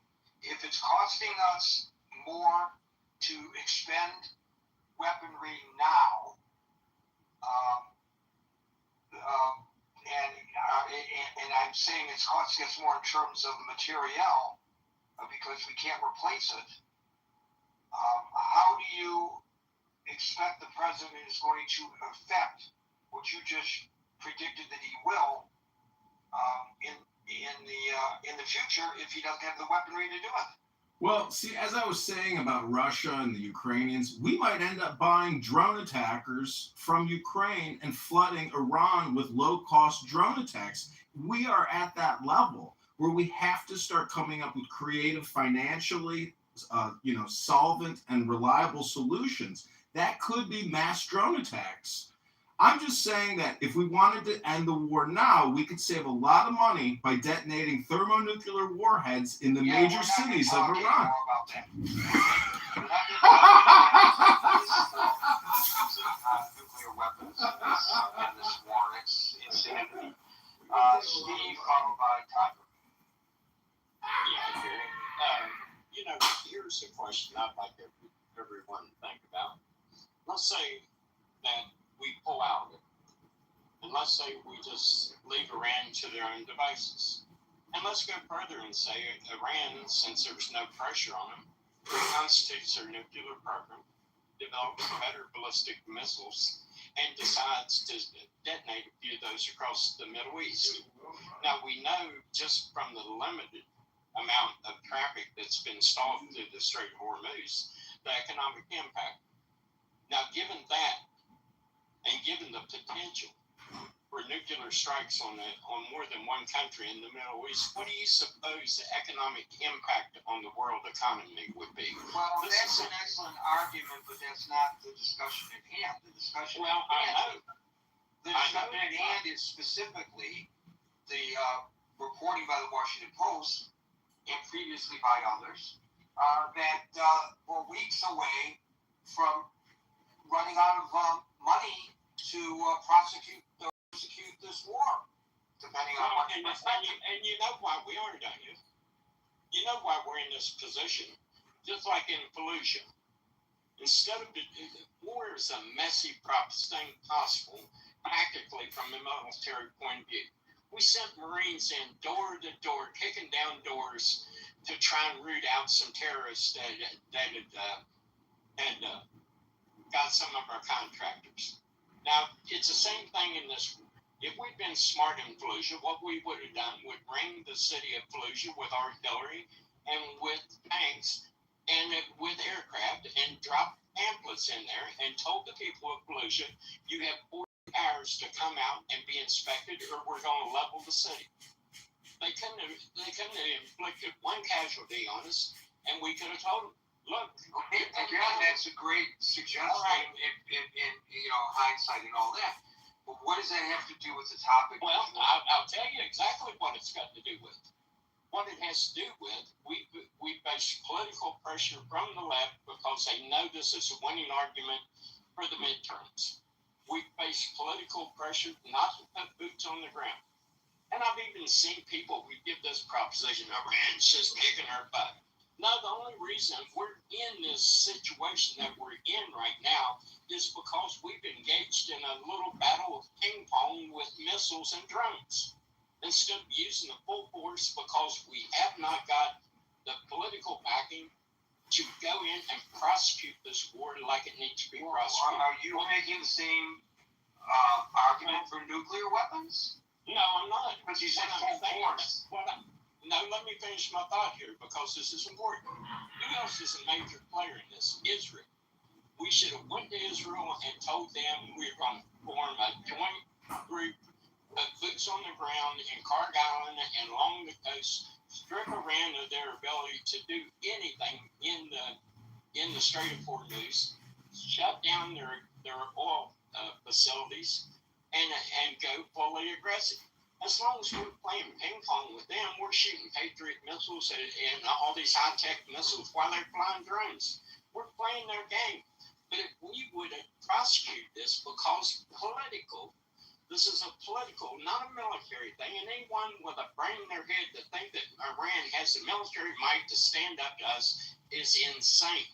The only reason this is going on is because we are in a political war, as we always get into, like we got in Afghanistan, and we're not unleashing the full power. We should go to Israel and say, look, we're going to take Karg Island. We're going to strip the coast away from Iran. We're not going to go full inland on an invasion. We're going to strip them down to where they have absolutely nothing that they can do. And we're going to take away this ability for them to do anything in the Strait of Hormuz. But instead of doing that, we're burning through money because we want to play ping pong with Iran, which is playing into their game. Anybody that's ever played athletics knows this. This is what you do. When you play someone in a sport or in a war, you force them to play from their weakest point. We're letting Iran play from their strongest point, and it's draining us dry. But as long as we got people sitting on the sideline like this guy saying, in the Washington Post, trying to make these political snipes or people saying, oh, you can't do this or that, And as long as we're constrained by that, instead of fighting a tactically sound military engagement that would strip Iran of its ability to do what they're doing, of course you're going to be in this position. Because you're not fighting from a military point of view, you're fighting from a political. When I even seen someone say, Egg says has one more and he's going to lose it. Are you serious? The only way we lose this war is political. It's not military. Anybody that was a military commander would say, you go in and you take the coast. You take Carg Island. There's another island down there where they get a lot of their stuff in that they take inland that supports the economy. You strip them of the ability to function as a nation. And you say, there, okay, deal with that. But instead, we want to sit there and play ping pong. We spend $1 million a shot. They spend whatever a low-cost drone is a shot. Of course they're going to win. But it's not tactically because they're militarily superior. It's because we as a nation do not have the kahunas or the political will to fight a war and prosecute it like it needs to be fought. And that's the bottom line behind all this. Well, I'm going to challenge you a little bit about that because there were meetings up on the Hill, and the reporting is, and we talked about it yesterday, that both Democrats and Republicans felt that when Excess et al. Went up on the Hill to request $63 billion emergency appropriations for this war, that they're reticent to do so, not just the left that finds political advantage to this, but Republicans as well, because the administration, they said, failed to articulate exactly how they would expend that money. So, of course, Congress is their responsibility to determine what monies are appropriated, and they said no. And it's not just the Democrats, it's the Republicans as well, Steve. Gary, are you really telling me that if this thing falls apart, Hakeem Jeffries won't be the first guy to the mic just slobbering on himself about how badly we handled this war? Of course he would, but that's not what I just said. And, I know it's not. And sometimes I think I say things and I'm not very good at articulating. I understand exactly what you're articulating, but that's not what I said. I said they ran out. They're running out of money. According to the Washington Post, they're weeks away from not being able to prosecute this war. Weeks. Okay. So said that they recently went up to the Hill to get support for over $60 billion of emergency funding that the administration felt that they needed. And both the Republicans and the Democrats are reticent to do so. Now, maybe for the Republicans as well. Maybe for the Republicans as well. Okay, can I say it? Go ahead. Maybe for the Republicans as well. It's a case of. Go ahead, I'm sorry. Maybe for the Republicans as well. It is a case of they're looking at the midterm elections and they don't want to appropriate any more money before the midterms. I don't know the reason. Of course it is. But I do know that in interviews with the media, several of them said the reason that they were not amenable to this approach to give them the money that they need is because the administration hasn't been able to give a clear answer to them about what is the mission and what are you going to do with the money. Well, let me ask you this. What if Excess goes up to the Hill and says, look, here's what we're going to do. We're going to go to the Israelis. We're going to form a joint force, infantry. We're going to take over Carg Island. We're going to take over that other island, I forget the name of it, that has the supplies that comes into Iran from the outside that they come up with. Yeah. Okay, we're going to do that, and we're going to further take strategic spots along the coast so that we impede their ability, and this is going to be probably 100,000 to 200,000 men. But we're going to go in, we're going to put our boot on their neck, and we're going to make them say uncle, and we're going to take control of that strait. That's our plan, Congress. Are you down with that? And I guarantee you, there's not one Democrat, and probably very few Republicans, sitting on the Hill that has the political will to match the military competence that needs to be engaged in order to do this. Of course he's going to dance up there because he can't shoot with them straight because they're a bunch of weasels that doesn't want to face reality about what it would take to win this war instead of playing ping pong with missiles across the Strait of Hormuz. You can't win a war like that. You're playing into their strength. You got to go in, put your boot on their neck, and if you go in there and tell them that that's what needs to be done to fully prosecute this war, Republicans and Democrats alike would turn like a bunch of weasels and run for the door. That's well, they may be a bunch of weasels, but they're the people that you and I elected to Congress, and it's their responsibility to control the purse strings. So you've got to get. So you've got, if you want to, Gary, it's their responsibility to be asked, okay, let's say we do nothing and we allow Iran to reconstitute their nuclear weapons, and that area of the world that is so important to world economy, they set off a couple of nuclear weapons in the Middle East and it turns into chaos, and then the world economy collapses. Are you ready for that? And they would not have a thing to say. They weasel their way out. That's the reality of what we're dealing with. That's the reality of what they're unwilling to face. And that's the reality of why we're sitting here playing ping pong across the Strait of Hormuz instead of facing the military situation the way it needs to be faced and prosecuted the way it needs to be prosecuted.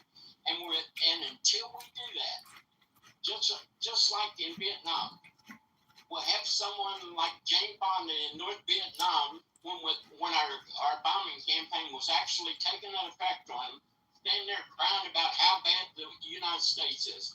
Let me tell you, war is bad. You got to tactically think it through, and you got to prosecute it tactically in a way that's advantageous to us. And if you sit there and play another guy's game, of course you're going to lose. That doesn't mean you're weak militarily. What it means is you're weak politically and you're weak as a nation to face what needs to be done. I guess not. And that's why we're in all these situations we get into. So why do you reckon that the president didn't take Steve's advice? I'm not saying it sarcastically, because presumably the military experts at the Pentagon would have said, this is what we have to do, Mr. President. Why do you reckon he didn't do that in the beginning? Well, because, Gary, he knows that he's facing a midterm. He knows he's got the political left nipping at his heels. He knows people like in our own chat, every time something goes halfway wrong, will sit there and blow it out of proportion through like it needs to be done. And if he agrees Congress... Salute, then! Well, he went in and he thought he could play that game ping pong. He thought he could decapitate the leadership and he could get out and wouldn't have to face the song and dance. But guess what? The Iranians were resilient. And now the reality of militarily what should have been done in the beginning is staring him in the face, and he has to go in front of a Congress that doesn't have the will or the political kahunas to say, hey, look, this problem needs to be solved. If it's not, in 20 years, the whole Middle East economy could collapse and could take the world economy with it too. And we run and hide from it, and we wonder why we elect these people. That's all I can say about it, because it's got me fired up. So you're suggesting that we are in this mess or quagmire, whatever terminology you want to use, because the President of the United States, the Commander-in-Chief, miscalculated. Not because of Congress. Because remember, I'm saying he probably thought that he might be able to get away with this. But he probably was told by his generals, look, if plan A don't work, you might have to go to plan B.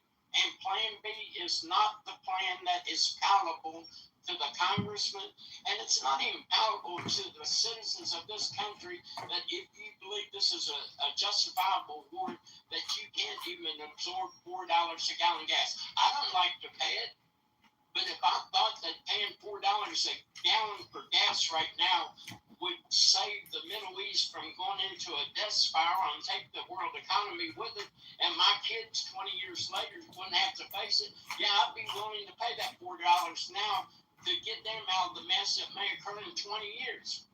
This is insanity at its highest level. So, if I recall, correct me if I'm wrong, there was a great deal of frustration in Congress that the president started prosecuting this, claiming that he could do so without their approval for 60 days under the law, without seeking the advice and consent of Congress. So he unilaterally went in there and tried a strategy that failed. And now you want to blame Congress because that strategy failed? He's the one who extended, he's the one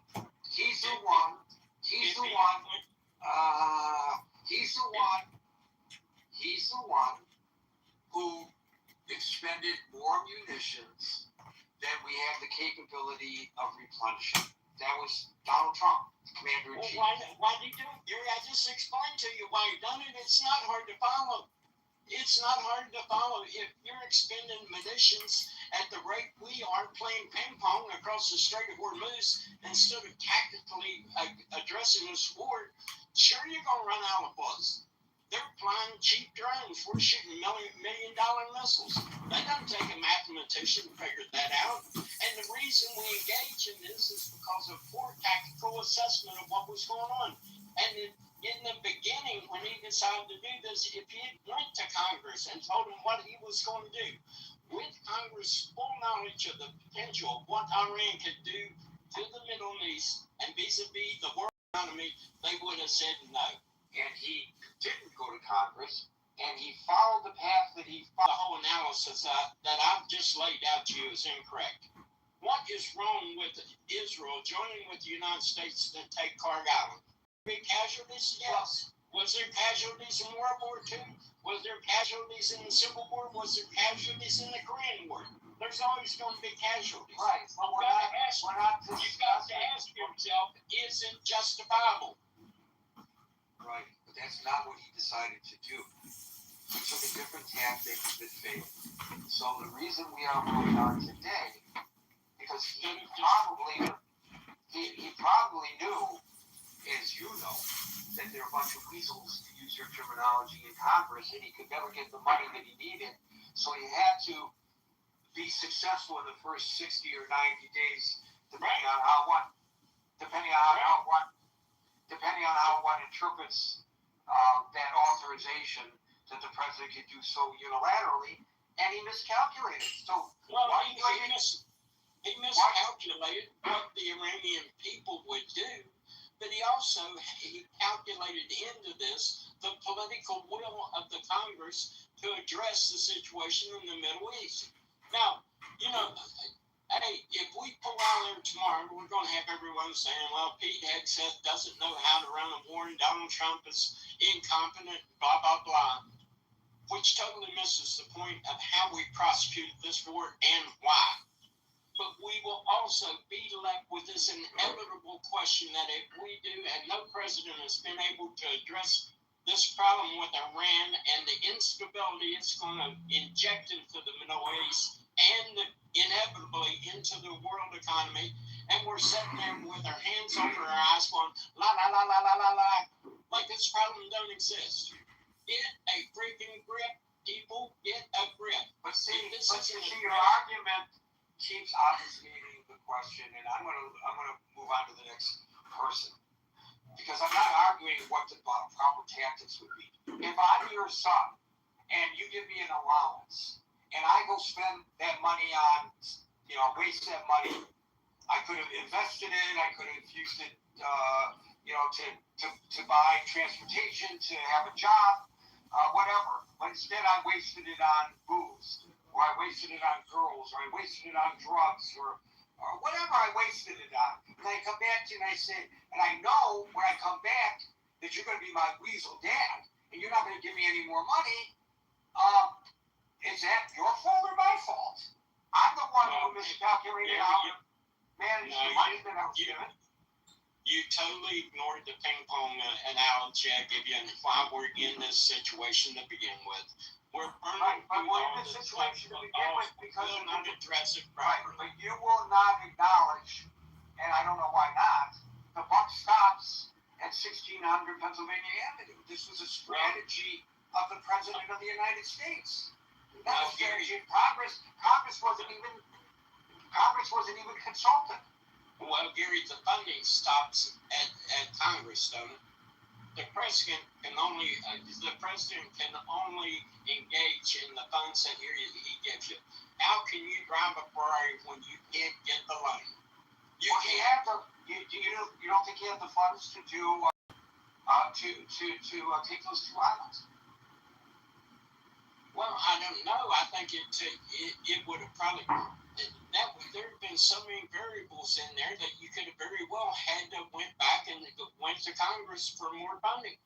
Those are variables that you got to know the answer to. And if you're dealing with a group of people that doesn't have the political will to solve a problem tactically in the way that it needs to be addressed militarily, then you're fighting with 2 hands tied behind your back. Do you think if the president had sent troops on the ground, a joint operation with Israel, as you say, into those 2 islands, and then determined that they need more money to continue to prosecute that Congress would say, no, let those service members just hang out to dry out there? Or do you think that they would come up with the money? Well, Gary, I can only hear the chatter right now. It's ringing through my head. That's all I got to say. This is political will. This is tactics, tactical military tactics being addressed in a proper way, and the will to prosecute an enemy. Once you've seen that decapitation doesn't work in the way we have the military might, we have the ability to do it. We lack the political and civil will to prosecute a problem that eventually is going to blow up in everyone's face. And when it does, I may not be here, but when it does, I don't want to hear anyone cry about it because everyone knew it was here. And they turned their back and went, la, la, la, la, la. That's it. I don't know whether people turned their back and go, la, la, la. Yeah, it cannot be next. What's that, Ellen? I said cannot be next after you two finish. Yeah. Go ahead, Ellen. Are you guys done? Yeah, go ahead. I'm done now, and I'm sorry I took so long. No, Steve. You said most of the thing. It was in my heart for a long, long time. Both of you are right. Gary is right in one area, and you are right in another area. The only thing we're missing in here is they have elements inside our government. They have elements all over the place, and we don't have shit over there they can help us. And these people, you think Iran didn't know it's going to get to this point? These mullah, they didn't know it's going to get to this point. They didn't know the Congress is going to fight the president is going to fight the Congress, and then the peoples, as soon as they get pinched in the pocket a little bit, they're going to go wacko. And they are over there. Not a single Iranian can get up and say why my rent from 5 million jumped to 5 billion. They don't have that ability, but we do have. We extreme with it. This is the part I don't understand. I'm probably never gonna understand until I die. This war shouldn't be in this point. This war should be done. The first 12 days of attack cut these mullahs, these murder, hands down. And all of a sudden, President Trump says, ceasefire. So, that doesn't make sense to me. You're going full power, you're going in, and you're almost done, and you have 80 million people around you. This is the part I don't understand. 80 million people. They lived in Tehran for many, many years. By themselves? No, with the help of people. And you got administration bypassed that, ceasefire, and negotiation. You think the Iranian, they didn't know they miscalculated two things. It's not just the financial, it's not just the way it works. The biggest thing is they had man in here, they would report them 24/7, they knew exactly where it goes, and that's where we are here now. It wasn't hard to get those two islands. That's what I don't understand. We are broke. Well, they did it. Maybe there's a reason behind it. You, Steve, don't know. I don't know. Gary don't know. Scott doesn't know. But they know it has to be something. Somebody is making a benefit of that. Because 47 years ago, they wanted to cut the Americans' hand out of that area. And they were successful by bringing Khomeini goes 3-4 months, sit on the apple trees in Paris, and then French, British, all the European, and you think now they're going to cut them all there to help United States or Iranian. They have a free they don't. Thank you. There's another part of this equation as well, and that is that it's been credibly reported that the president was advised that the check that he is paid will result in Iran's responding by choking off the Strait of Hormuz. And that's why he's got this political because of cost of gasoline. And it's not just the cost of gasoline, it's the effects on other countries of the closing of the Strait of Hormuz. So he was told, he had the intel, he should have known that this was going to be the counterpunch. It's not just playing ping pong with Iran. The counterpunch was going to be closing the Strait of Hormuz, and they did. And now they got the Houthis claiming that they're going to close off another waterway to the Saudis. This is an expansion of this war, which is not a declared war, by the way. Thank you, Alan. We'll go to Tiger, followed by William. It's been a while, Gary. The short thesis that I have is that the United States military would never run out of cash. And I'm going to illustrate that with a story. 2 years ago, General Dynamics acquired one of the subsidiaries that was designated by the Congress to make the M395 or 795 150mm shells for the artillery to be used, by the cannons in mostly Ukraine. And they got some Congress funding close to $1 billion. And the Congress those shells from about 10,000 rounds per month to 300,000. They say there are some existing outdated production lines of the old M107 shells that is also 155 millimeter. And they purchased 3 of those production lines and claim that they can revamp the production lines and ramp up the production to meet the Department of Defense, Department of War requirements. And 2 years after that, they report that the shells they have produced do not meet the quality standards that is required for the type of projectile. They have not produced one shell.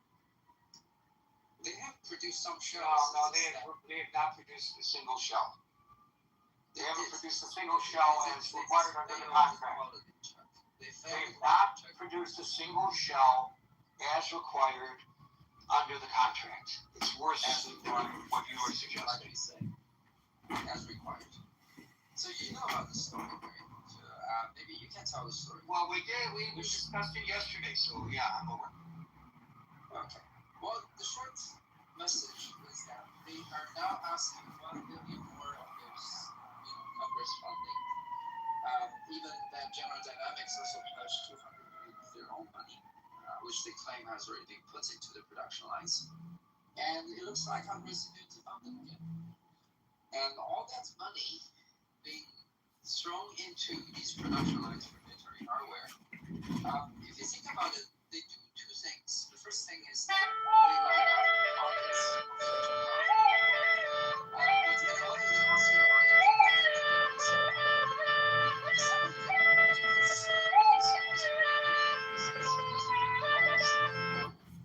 of these wars. I think one of the goals is to use the war as an excuse not only to enrich some people, but also to try to increase the productivity of the United States industrial base. And despite the fact that they have produced no usable shells after close to $1 billion of funding, in a way they're achieving that. And despite the fact that the United States is $40 trillion in debt, it is clear that the United States has the power to create liquidity out of nowhere. And when they get injected into the U.S. economy, most of that get parked in the U.S. assets. That will basically show up as appreciation of the U.S. stock market. Everybody is happy. People are getting rich. Economy numbers will look good. It's an afterthought what happens in Iran, in a sense. It's also an afterthought for this administration, at least, what will happen in the long run to the U.S. debt. And I think that's something that the American people should really be really vigilant about. And after all, my assessment is that the Iran war, regardless of the result, will not advance U.S. As long as I know that you're listening, John, I just want to share with you why I'm confused. So you can just listen. You said, I don't know everything. I admit it. Especially when it comes to normativity. I don't even understand normativity, to be honest. But I had to look up what does non-normative mean with respect to wrong. And I understand that part. Oh my god, Jacob cut his hair and took a shower. Smelling like roses. Hello? Try reading a book. Thank you, Tiger. William, followed by Andrew. Okay, I've got about 5 points, and some of them are brief. One of the things was cameras. We have plenty of cameras mounted on the various military platforms that we're deploying, and we've got satellite footage and all kinds of images. So if we wanted to deploy or educate the public with those images, we certainly have the material capacity to do so, and probably have saved images. Let me just interject by saying,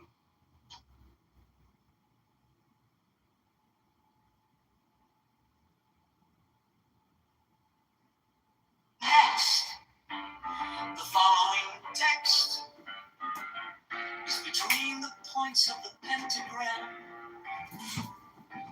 starting at upper right.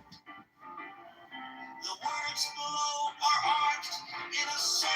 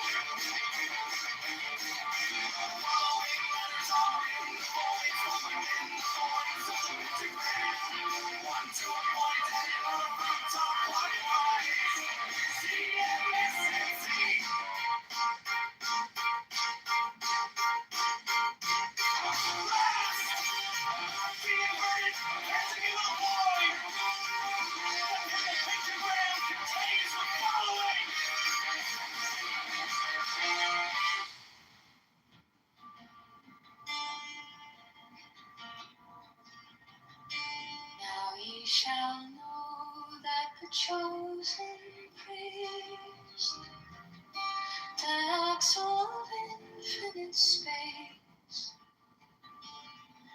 is the prince, priest, the beast, and in his woman called the Scarlet Woman is all power given.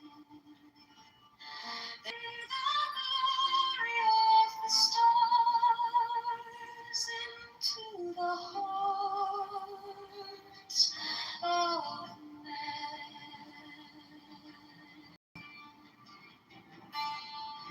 16, for he is ever a sun and she a moon, but to him is the winged secret flame, and to her the stooping starlight. But we are not so chosen. 18 burn upon their brows, O splendorous serpent. 19, oh azure-lidded woman, bend upon them. 20, the key of the rituals is in the secret word which I have given unto him.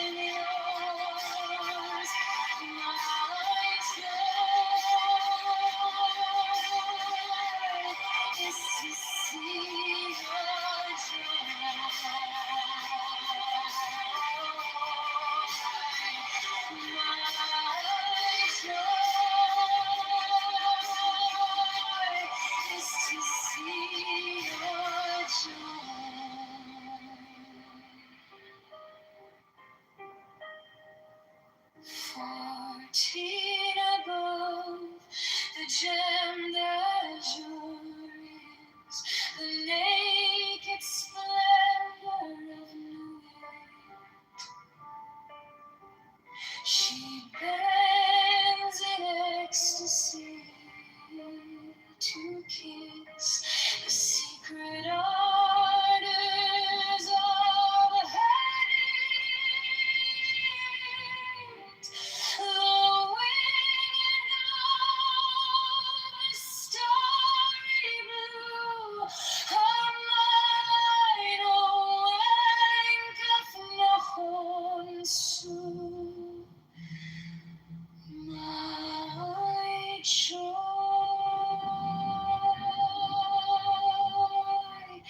is to see your joy.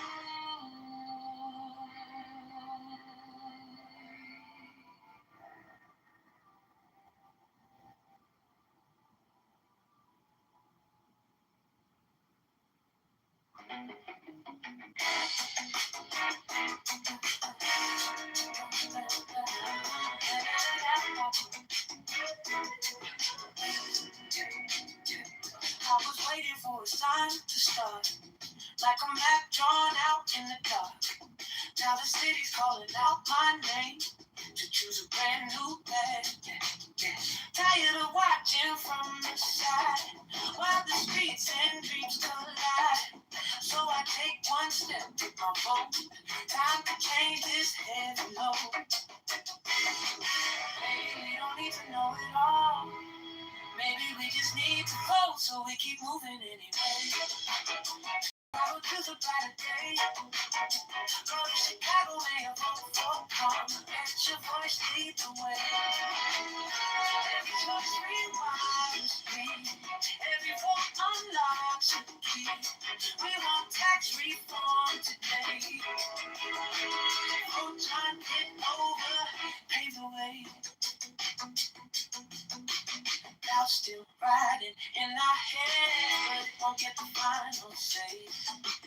We can rise and stand as one. Go Chicago, start today. We don't need a perfect line, just a reason, just a sign. Every inch we claim is ours. Every step can raise the bar. Go slow, go fast, just don't go back. Trust the rhythm in this town. Time to lift our future now. So we keep moving anyway. Chicago, stand up, have your say. Go to ChicagoDayElection.com. Vote John Kitover today. Just realize every vote unlocks a key. We want tax reform right now. Oh, Chicago, rise up now. Mine is the head of the man, and my inside is keen as the hawks by my bed I invoke thee. I am the only begotten child of my father and mother. My father is dead. My mother bore me with labor and pain and fear. By my body I invoke thee.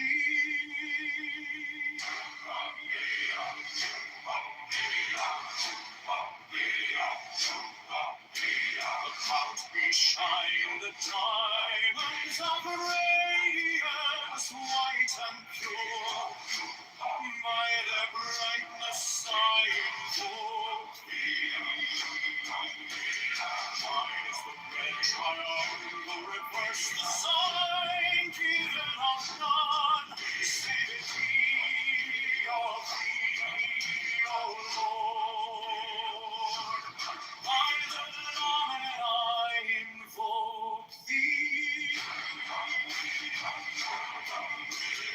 Mine is the garment of white, sewn with gold, the flashing of day that I wear. By my robe I invoke thee.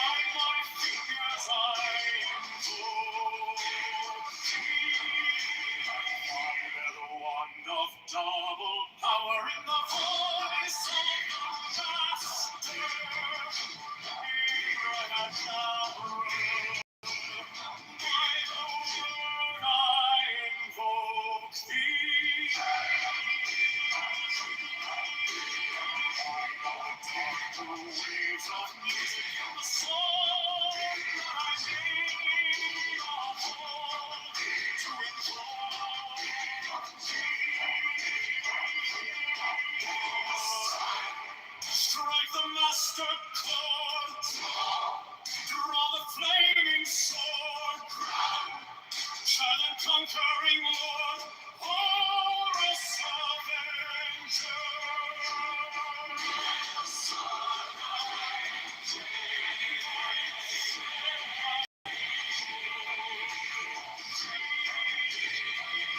In my hand is thy sword of revenge, and strike with thy teeth. By the sword I hold thee. The voice of the 611 are the voices. Abrahadabra.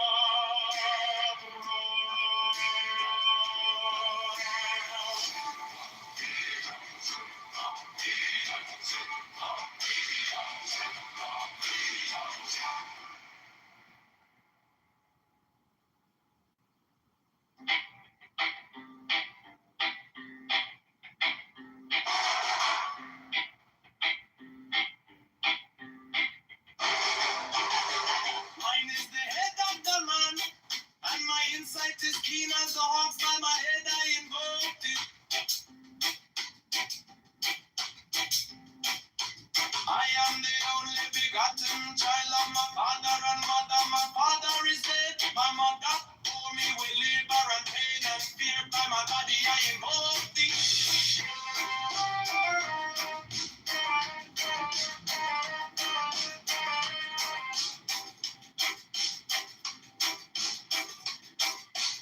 About me shine the diamonds are radiant, white and pure.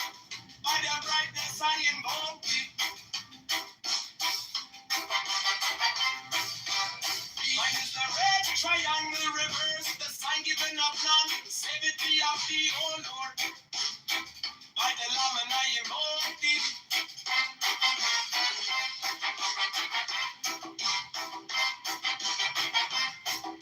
Free mine is the garment of white, sewn with gold. The flashing of eye that I wear by my robe I invoke thee. Mine is the sign of a prophets and typhon. By the sign I invoke thee.